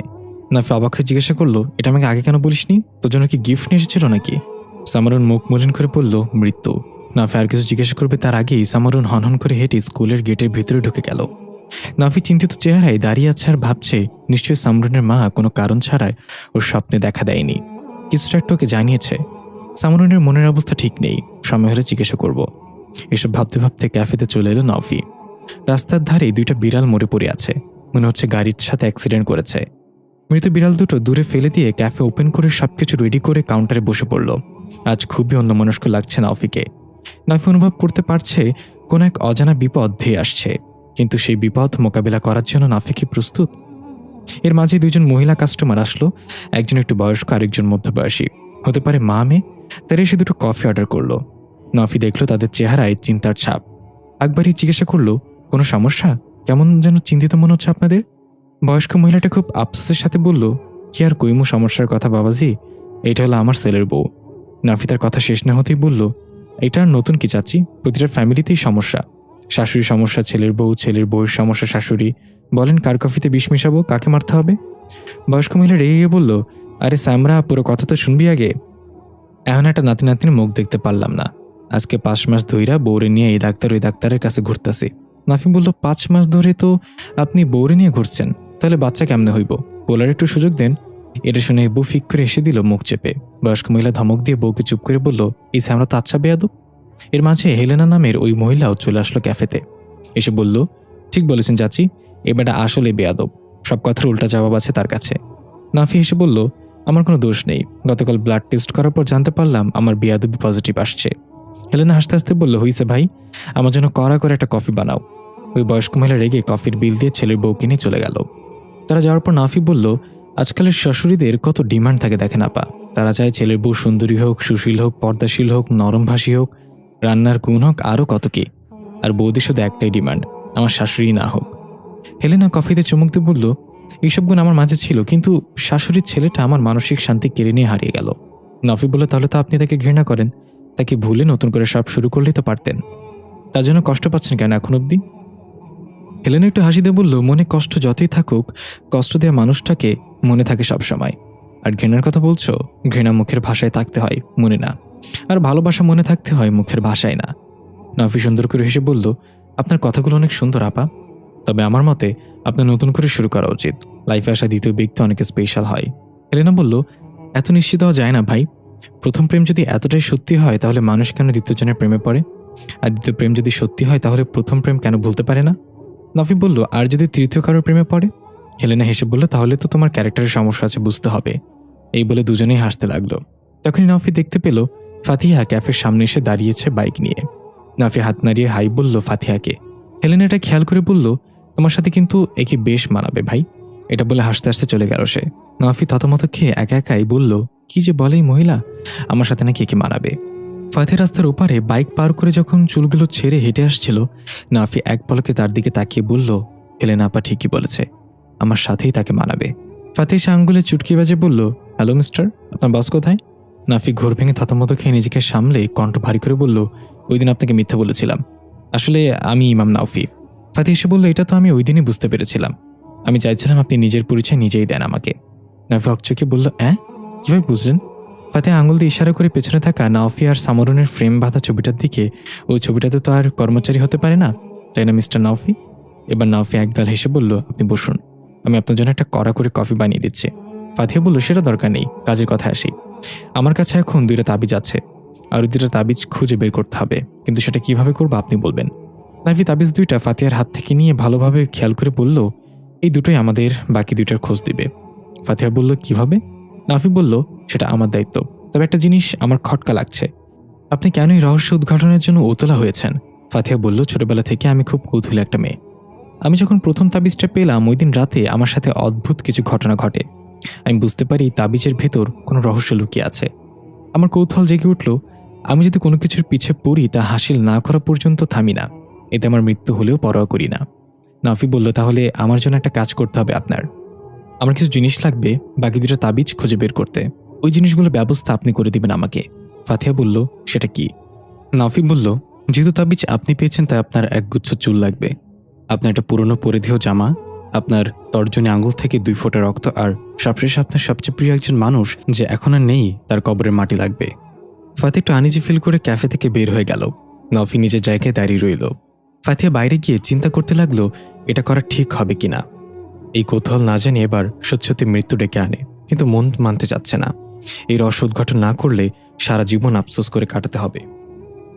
অনেক চিন্তা করে ফাতিহা সিদ্ধান্ত নিল সে এটা করবেই, যাই হয়ে যাক। হনহন করে হেঁটে ক্যাফেতে প্রবেশ করে নাওফির চোখে চোখ রেখে বলল, ঠিক আছে, আপনি যা চেয়েছেন তা পেয়ে যাবেন। বলেন কোথায় আসতে হবে এগুলো নিয়ে। নাওফি একটু হেসে বলল, 2 দিন আগে আপনি যেখানে অ্যাক্সিডেন্ট করেছিলেন সেখান থেকে নেমে গিয়ে একটু এগিয়ে গেলেই ঝোপঝাড়ের আড়ালে একটা নতুন কবর আছে। এই সব কিছু মূলত ওই জায়গা থেকে শুরু হয়েছে, আর আমি ওই জায়গায় শেষ করব। ফাতিহা বলল, ঠিক আছে, আমি পৌঁছে যাব, আপনি আপনার কাজ শুরু করেন। এ বলে ফাতিহা চলে যাচ্ছিল, তখন আবার ব্যাক এসে কৌতূহল নিয়ে জিজ্ঞাসা করলো, আচ্ছা মিস্টার নাওফি, আমি না হয় কৌতূহল ধরে রাখতে পারিনি তাই এসবে জড়িয়েছে, আপনি কেন জড়াচ্ছেন? নাফি একটু হেসে বলল, একসময় আমার কাজই ছিল রহস্য উদ্ঘাটন করা, কিন্তু আমার ভুল যখন একটা মেয়ে তার মাকে হারালো তখন ভেবেছিলাম আর কখনোই এই পথে পা বাড়াবো না, একটা নর্মাল লাইফে ফিরে আসবো। কিন্তু এখন আমার সবচেয়ে স্নেহের মানুষটাই বিপদে আছে, শুধু আপনি না ম্যাডাম, এই তাবিজের সাথে আরেকটা জীবন জড়িয়ে গিয়েছে। ফাতিহা পেছন থেকে ছবিটার দিকে তাকিয়ে বলল, সেটা কে? আপনার পিচ্চি বউ? নাওফি মাথা নেড়ে হ্যাঁ সূচক জবাব দিল। হঠাৎ নাওফির ফোন বেজে উঠল। এক্সকিউজ মি বলে নাওফি পকেট থেকে ফোন বের করে দেখল সামারুনের স্কুলের প্রিন্সিপাল ফোন করেছে। নাওফির মনে চিপ মেরে উঠল, সামারুনের কিছু হলো না তো? প্রিন্সিপাল কেন ফোন করেছে? নাওফি ফোন রিসিভ করে কাঁপা কাঁপা গলায় বলল, জি প্রিন্সিপাল সাহেব। ওপাশ থেকে প্রিন্সিপাল কিছুটা জানালো। নাওফির স্বাভাবিক চেহারাটা হঠাৎ করে কালো হয়ে গেল, চোখে এক অদ্ভুত ভয় জেগে উঠল। শুধু এটুকু বলল, আমি এখনই আসছি।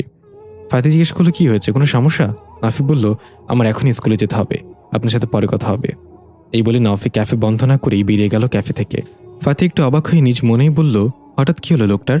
তার পিচ্চি বউয়ের কোনো সমস্যা হয়নি তো? নাফি আবার ফিরে এলো ক্যাফেতে হন্তদন্ত হয়ে। এসে ফাতিহার সামনে দাঁড়িয়ে বলল, আমি কি আপনার বাইকটা নিয়ে নিতে পারি কিছু সময়ের জন্য? ফাতিহা বাইকে চাবি এগিয়ে দিয়ে বলল, সাবধানে যাবেন। নাফি চাবি নিয়ে তাড়াতাড়ি করে দৌড়ে গেল বাইকের কাছে। ফাতিহা ভাবল নাফি না আসা পর্যন্ত ক্যাফেতে অপেক্ষা করবে। নাফি বাইকে উঠে ফুল স্পিডে চলল স্কুলের দিকে। আমরা দেখতে পাই ক্যাফে থেকে একটু দূরে সম্পূর্ণ কালো রঙের শার্ট প্যান্ট পরা একটা লোক দাঁড়িয়ে আছে, গাছের সাথে হেলান দিয়ে, কালো একটা মাস্ক দিয়ে চেহারা আবৃত করা। নাফির চোখ আড়াল হয়ে যেতেই সে পা বাড়ালো ক্যাফের দিকে। এদিকে স্কুলে দেখা গেল সকল শিক্ষার্থীরা ভীত সন্ত্রস্ত হয়ে ক্লাসরুমের বাইরে দাঁড়িয়ে আছে। কিছু শিক্ষার্থীর ড্রেসে চুপচুপ রক্তের ছেঁড়া লেগে আছে, তাদের সবার চেহারায় ভয় আর কান্না। প্রিন্সিপাল সহ অন্যান্য শিক্ষক শিক্ষিকা অসহায়ের মতো দাঁড়িয়ে আছে। সামারুনকে কোথাও দেখা যাচ্ছে না। এর মাঝে চলে এলো পুলিশের গাড়ি সাইরেন বাজিয়ে। প্রিন্সিপাল এগিয়ে গেল সেদিকে। সাব ইন্সপেক্টর জালালউদ্দিন এসেছে, সাথে কনস্টেবল শঙ্কর বাবু সহ আরো 2 জন। জালালউদ্দিন প্রিন্সিপালকে বলল, আপনাদের অবস্থা তো খুবই করুণ দেখা যাচ্ছে, কোথায় সে? প্রিন্সিপাল পুলিশকে নিয়ে গেল ক্লাস 6-এর সামনে আর বলল, ভেতরে আছে এখনো। 4 জন স্টুডেন্টকে মারাত্মকভাবে জখম করেছে, তাদেরকে হাসপাতালে পাঠানো হয়েছে। সাব ইন্সপেক্টর জালালউদ্দিন উচ্চস্বরে জানালো, বাচ্চারা কেউ ভয় পাবে না, আমি এসে গিয়েছি, দেখি কোন ভূতে ধরেছে তাকে। শঙ্করবাবু বলল, স্যার একা যাওয়া ঠিক হবে না আপনার, আমিও আসি সাথে। জালালউদ্দিন ভাব নিয়ে বলল, দরকার নেই শঙ্করবাবু, আপনি বাইরে থাকেন আর হাতকড়ি তৈরি রাখেন, আমি তাকে নিয়ে সাথে নিয়ে বেরোচ্ছি। এই বলে জালালউদ্দিন ক্লাসরুমে প্রবেশ করলো পিস্তল হাতের আঙুলে ঘোরাতে ঘোরাতে। শঙ্করবাবু বিড়বিড় করে বলল, ইয়ে পিটে গাছ। এবার দেখা মিলল সামারুনের। ক্লাসের একদম শেষের বেঞ্চের নিচের দিকে মাথা দিয়ে বসে আছে, চুলগুলো ঝুঁকে সামনে এসে পড়েছে, হাতের আঙ্গুলগুলো রক্তে ভেজা। জালালউদ্দিন ডাক দিল, এই পিচ্ছি, শুনলাম তুমি নাকি 4 জনকে হাসপাতালে পাঠিয়েছ। প্রিন্সিপাল বলছিল জিনভূত ঢুকেছে তোমার ভিতরে, কই আমি তো তেমন কিছু দেখতে পাচ্ছি না। সামারুন কোনো কথা বলছে না। জালালউদ্দিন এগিয়ে গিয়ে সামারুনের সামনে দাঁড়িয়ে বলল, আচ্ছা কথা বলবেন আমার সাথে, ঠিক আছে চলো তবে থানায় গিয়ে কথা শুনি তোমার কি হয়েছে। এই বলে জালালউদ্দিন সামারুনের কাঁধে হাত রাখলো। সামারুন ধীরে ধীরে মাথা তুলে ঘাড় কাত করে জালালউদ্দিনের দিকে তাকালো অগ্নিশর্মা চোখে। জালালউদ্দিন সামারুনের লাল টকটকে চোখ দেখে বলল, রাতে ঘুমাওনি মামুনি, চোখে তো লাল কেন? সামারুন হুঙ্কার দিয়ে কাঁধে রাখা জালালউদ্দিনের হাত ধরে মোচড় দিয়ে ঠাস করে বেঞ্চ ভেঙে ফেলল। জালালউদ্দিন জোরে উঠে চিৎকার করে উঠল। কিছু বুঝে ওঠার আগেই সামরুনকে এক হাতে ধরে জালালউদ্দিন ছুঁড়ে ফেলে দিল। সে উড়ে গিয়ে ব্ল্যাকবোর্ডের সাথে বাড়ি খেয়ে নিচে পড়ে গেল। তার হাত থেকে পিস্তলটা ছিটকে গিয়ে দরজার কাছে পড়ল। জালালউদ্দিনের আর্তনাদ শুনে বাইরে থেকে শঙ্করবাবু সহ অন্য পুলিশ সদস্যরা দৌড়ে এলো। সামরুন এক লাফে বেঞ্চের উপরে উঠে বসল বিড়ালের আদলে।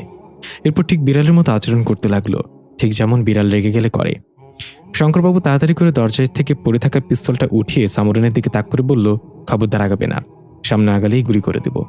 অন্য দুজন পুলিশ সদস্য হাত ভাঙার ব্যথায় কুকরাতে থাকা জালালউদ্দিনকে উঠে কোনো রকম বাইরে নিয়ে গেল। সামরুন দাঁতগুলো বের করে কটমট করছে শঙ্করবাবুর দিকে তাকিয়ে। শঙ্করবাবু পিস্তলের ট্রিগারের আঙুল রেখে সতর্ক করছে, এসব আচরণ করবি না, খবরদার আমার থেকে দূরে থাক, ভালো ভালো থানায় চল, নাহলে গুলি করে দেব। এদিকে ফাতিহা বসে আছে আনমনে। কালো প্যান্ট শার্ট পরা লোকটা ক্যাফেতে প্রবেশ করে ফাতিহার সামনে গিয়ে দাঁড়িয়ে হাতগুলো বুকে বেঁধে ভারী কণ্ঠে বলল, কফি হবে? ফাতিহা চমকে গিয়ে নিজেকে সামলে বলল, আজকে ক্যাফে বন্ধ, মানুষ নেই। লোকটা বলল, 2 মিনিটের জন্য আপনি মানুষ হয়ে যান তাহলে। ফাতিহা একটু অবাক হয়ে বলল, আর ইউ ক্রেজি? আমি বলেছি ক্যাফের মালিক নেই, সে একটা কাজে গিয়েছে, আজকে কফি হবে না, আপনি এখন আসতে পারেন। লোকটা ভারী কণ্ঠে হু হু করে হেসে বলল, থাক তাহলে, কফি না পেলাম তাবিজ 2টা তো পেতে পারি, তাই না ম্যাডাম? ফাতিহা এবার চমকে গিয়ে এক লাফে বসা থেকে উঠে দাঁড়িয়ে বলল, কে আপনি? বিপদ বুঝতে পেরে ফাতিহা একটা চামচ হাতে লুকিয়ে নিল। লোকটা নিজের চেহারা থেকে ধীরে ধীরে মাস্কটা খুলে বলল, আমি জাবিদ বিন হারিস, ওই তাবিজের কারিগর আমি, আমার আমানত আমাকে ফিরিয়ে দিন। ফাতিহা দেখল তার মুখের দুই পাশে বিড়ালের মতো লম্বা পশম, মুখটা একদম বিড়ালের মতো, দাঁতগুলো চোখা চোখা। ফাতিহা তাড়াতাড়ি করে কোমরে হাত দিয়ে পিস্তল খুঁজলো হাতিয়ে। মনেই ছিল না আজকে যে অফ ডিউটিতে আছে, পিস্তল তো বাসায় রেখে গিয়েছে। জাবিদ মুখ বাঁকিয়ে ভয়ঙ্কর এক হাসিতে বলল, ম্যাডাম, আপনার ওইসব পিতলের বুলেট আমার বুক ছিদ্র করার জন্য যথেষ্ট না, অযথা হয়রানি না হয়ে আমি যেটা চাইছি সেটা দিয়ে দিন। ফাতিহা ভয় পেয়ে সেখান থেকে পালানোর জন্য দৌড় দিল। সে এক ঝটকায় গিয়ে ফাতিহার আগেই দরজার সামনে দাঁড়িয়ে গেল। ফাতিহা দৌড়ের গতি নিয়ন্ত্রণ করতে না পেরে সোজা তার সাথে ধাক্কা খেয়ে নিচে পড়ে গেল। জাবিদ বিন হারিস এগিয়ে এসে মাথা ঝুঁকিয়ে ফাতিহার চোখে চোখ রেখে বলল, তার মানে তাবিজ ফিরিয়ে দিবেন না? ফাতিহা কাঁপা কাঁপা গলায় বলল, আমার কাছে তাবিজ নেই। জাবিদ বলল, তাহলে কার কাছে আছে? ফাতিহা বলল, ইমাম নাওফির কাছে। জাবিদ একটু হেসে বলল, ইমাম নাওফি তাই না? তার সাথে আমার অনেক পুরনো একটা হিসাব বাকি আছে। 4 বছর আগে আমার জন্যই সে নিজেকে আড়াল করে নিয়েছিল।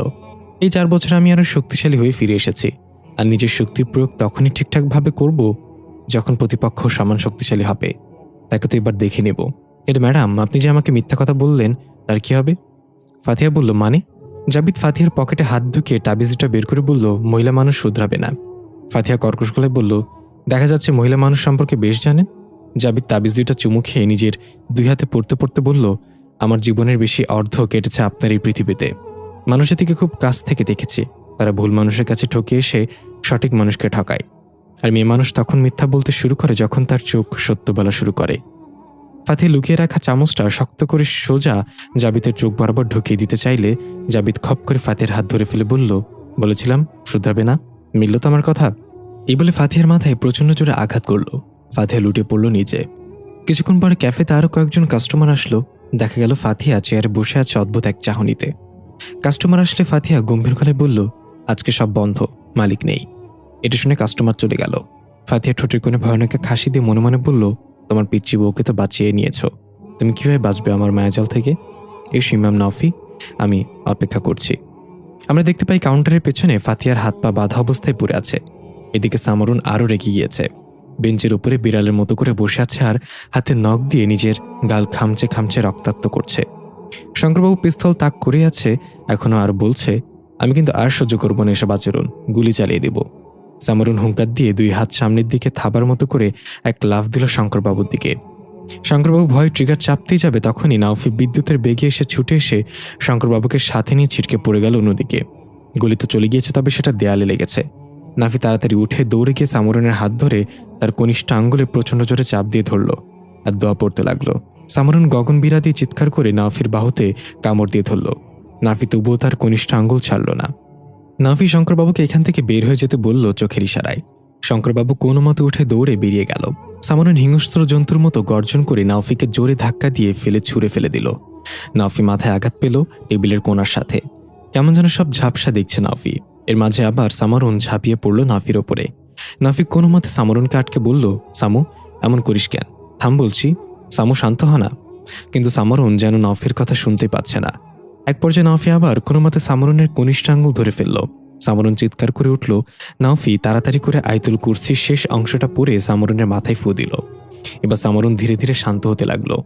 নওফি স্লো মোশনে সামরুনের চেহারার দিকে তাকালো, আস্তে করে ডাক দিল, সামু, কি হয়েছে তোর? দেখ, আমি এসেছি। সামরুন চোখের মনি ঘুরিয়ে নওফির দিকে তাকালো আর মিষ্টি করে একটু হেসে বলল, আমি জানতাম তুমি আমাকে বাঁচাবে। এ বলে সামরুন জ্ঞান হারিয়ে নওফির কোলে ঢলে পড়ল। নওফি সামরুনকে কোলে করে নিয়ে ক্লাসরুম থেকে বের হলো। সবাই ভয় পিছিয়ে গেল, কিন্তু শঙ্করবাবু এগিয়ে এসে নওফির পথ আটকে বলল, তাকে আপনি নিয়ে যেতে পারবেন না। সে 4 জন স্টুডেন্টকে গুরুতরভাবে আহত করেছে। আমাদের সাব ইন্সপেক্টরের হাত ভেঙে ফেলেছে। তাকে থানায় যেতে হবে। চাইলে সাথে আপনিও আসতে পারেন। নওফি রেগে গেল, রাগটা কন্ট্রোল করে বলল, আপনি দেখতে পাচ্ছেন ও জ্ঞান হারিয়ে ফেলেছে। কোথা থেকে হাসপাতালে নিয়ে যাওয়ার ব্যবস্থা করবেন তা না করে থানায় নিয়ে যাওয়ার কথা বলছেন। ব্রেন কি পেছনে নাকি আপনার? শঙ্করবাবু রেগে গিয়ে ধমকের গলায় বলল, পুলিশের সাথে এমন ভাষায় কথা বলার সাহস হলো কিভাবে আপনার? নওফি বাইকের দিকে ইশারা করে বাইক দেখে বলল, এটা কার বাইক? শঙ্করবাবু চোখ বড় করে তাকিয়ে বলল, আরে, এটা তো আমাদের ফাতিহা ম্যাডামের বাইক। এখানে এলো কি করে? উনি তো আজকে অফ ডিউটিতে। নওফি বলল, আমি নিয়ে এসেছি তার বাইক। তাকে একবার কল করে জিজ্ঞাসা করেন, সে যদি বলে থানায় যেতে তাহলে যাব। শঙ্করবাবু তাড়াতাড়ি করে ফোন বের করে ফাতিহাকে কল লাগালো একটু দূরে গিয়ে, কিন্তু ফাতিহা কল ধরছে না। সুযোগ বুঝে নওফি পুলিশের জিপ নিয়ে কেটে পড়লো ওখান থেকে। এসব ঝামেলায় এখন পড়লে থাকলে হবে না, তাড়াতাড়ি সামরুনকে হাসপাতালে নিয়ে যেতে হবে। যা হওয়ার পরে দেখে নেব। শঙ্করবাবু জিপের পেছনে দৌড়ে আসছে, এটা ঠিক হলো না। আপনাকে এর জন্য মশগুল দিতে হবে। অন্তত আমাদের সাব ইন্সপেক্টরকে তো নিয়ে যান, তাকে হাসপাতালে নিয়ে যেতে হবে। কে শুনে কার কথা? নওফি জিপ না থামিয়ে সোজা হাসপাতালে চলে গেল। সামরুনকে ভর্তি করা হলো হাসপাতালে। স্যালাইন লাগিয়ে রাখা হয়েছে। এখনো জ্ঞান ফিরেনি। নখ দিয়ে মুখে ক্ষত সৃষ্টি করেছে। সেখানে ছোট ছোট ব্যান্ডেজ করা। নওফি বাইরের বেঞ্চে বসে আছে। হঠাৎ মনে পড়ল ফাতিহা ক্যাফেতেই ছিল তখন। ক্যাফে বন্ধ করা হয়নি। তাড়াতাড়ি মাকে কল করে সামরুনের ব্যাপারে জানালো এবং হাসপাতালে আসতে বলল।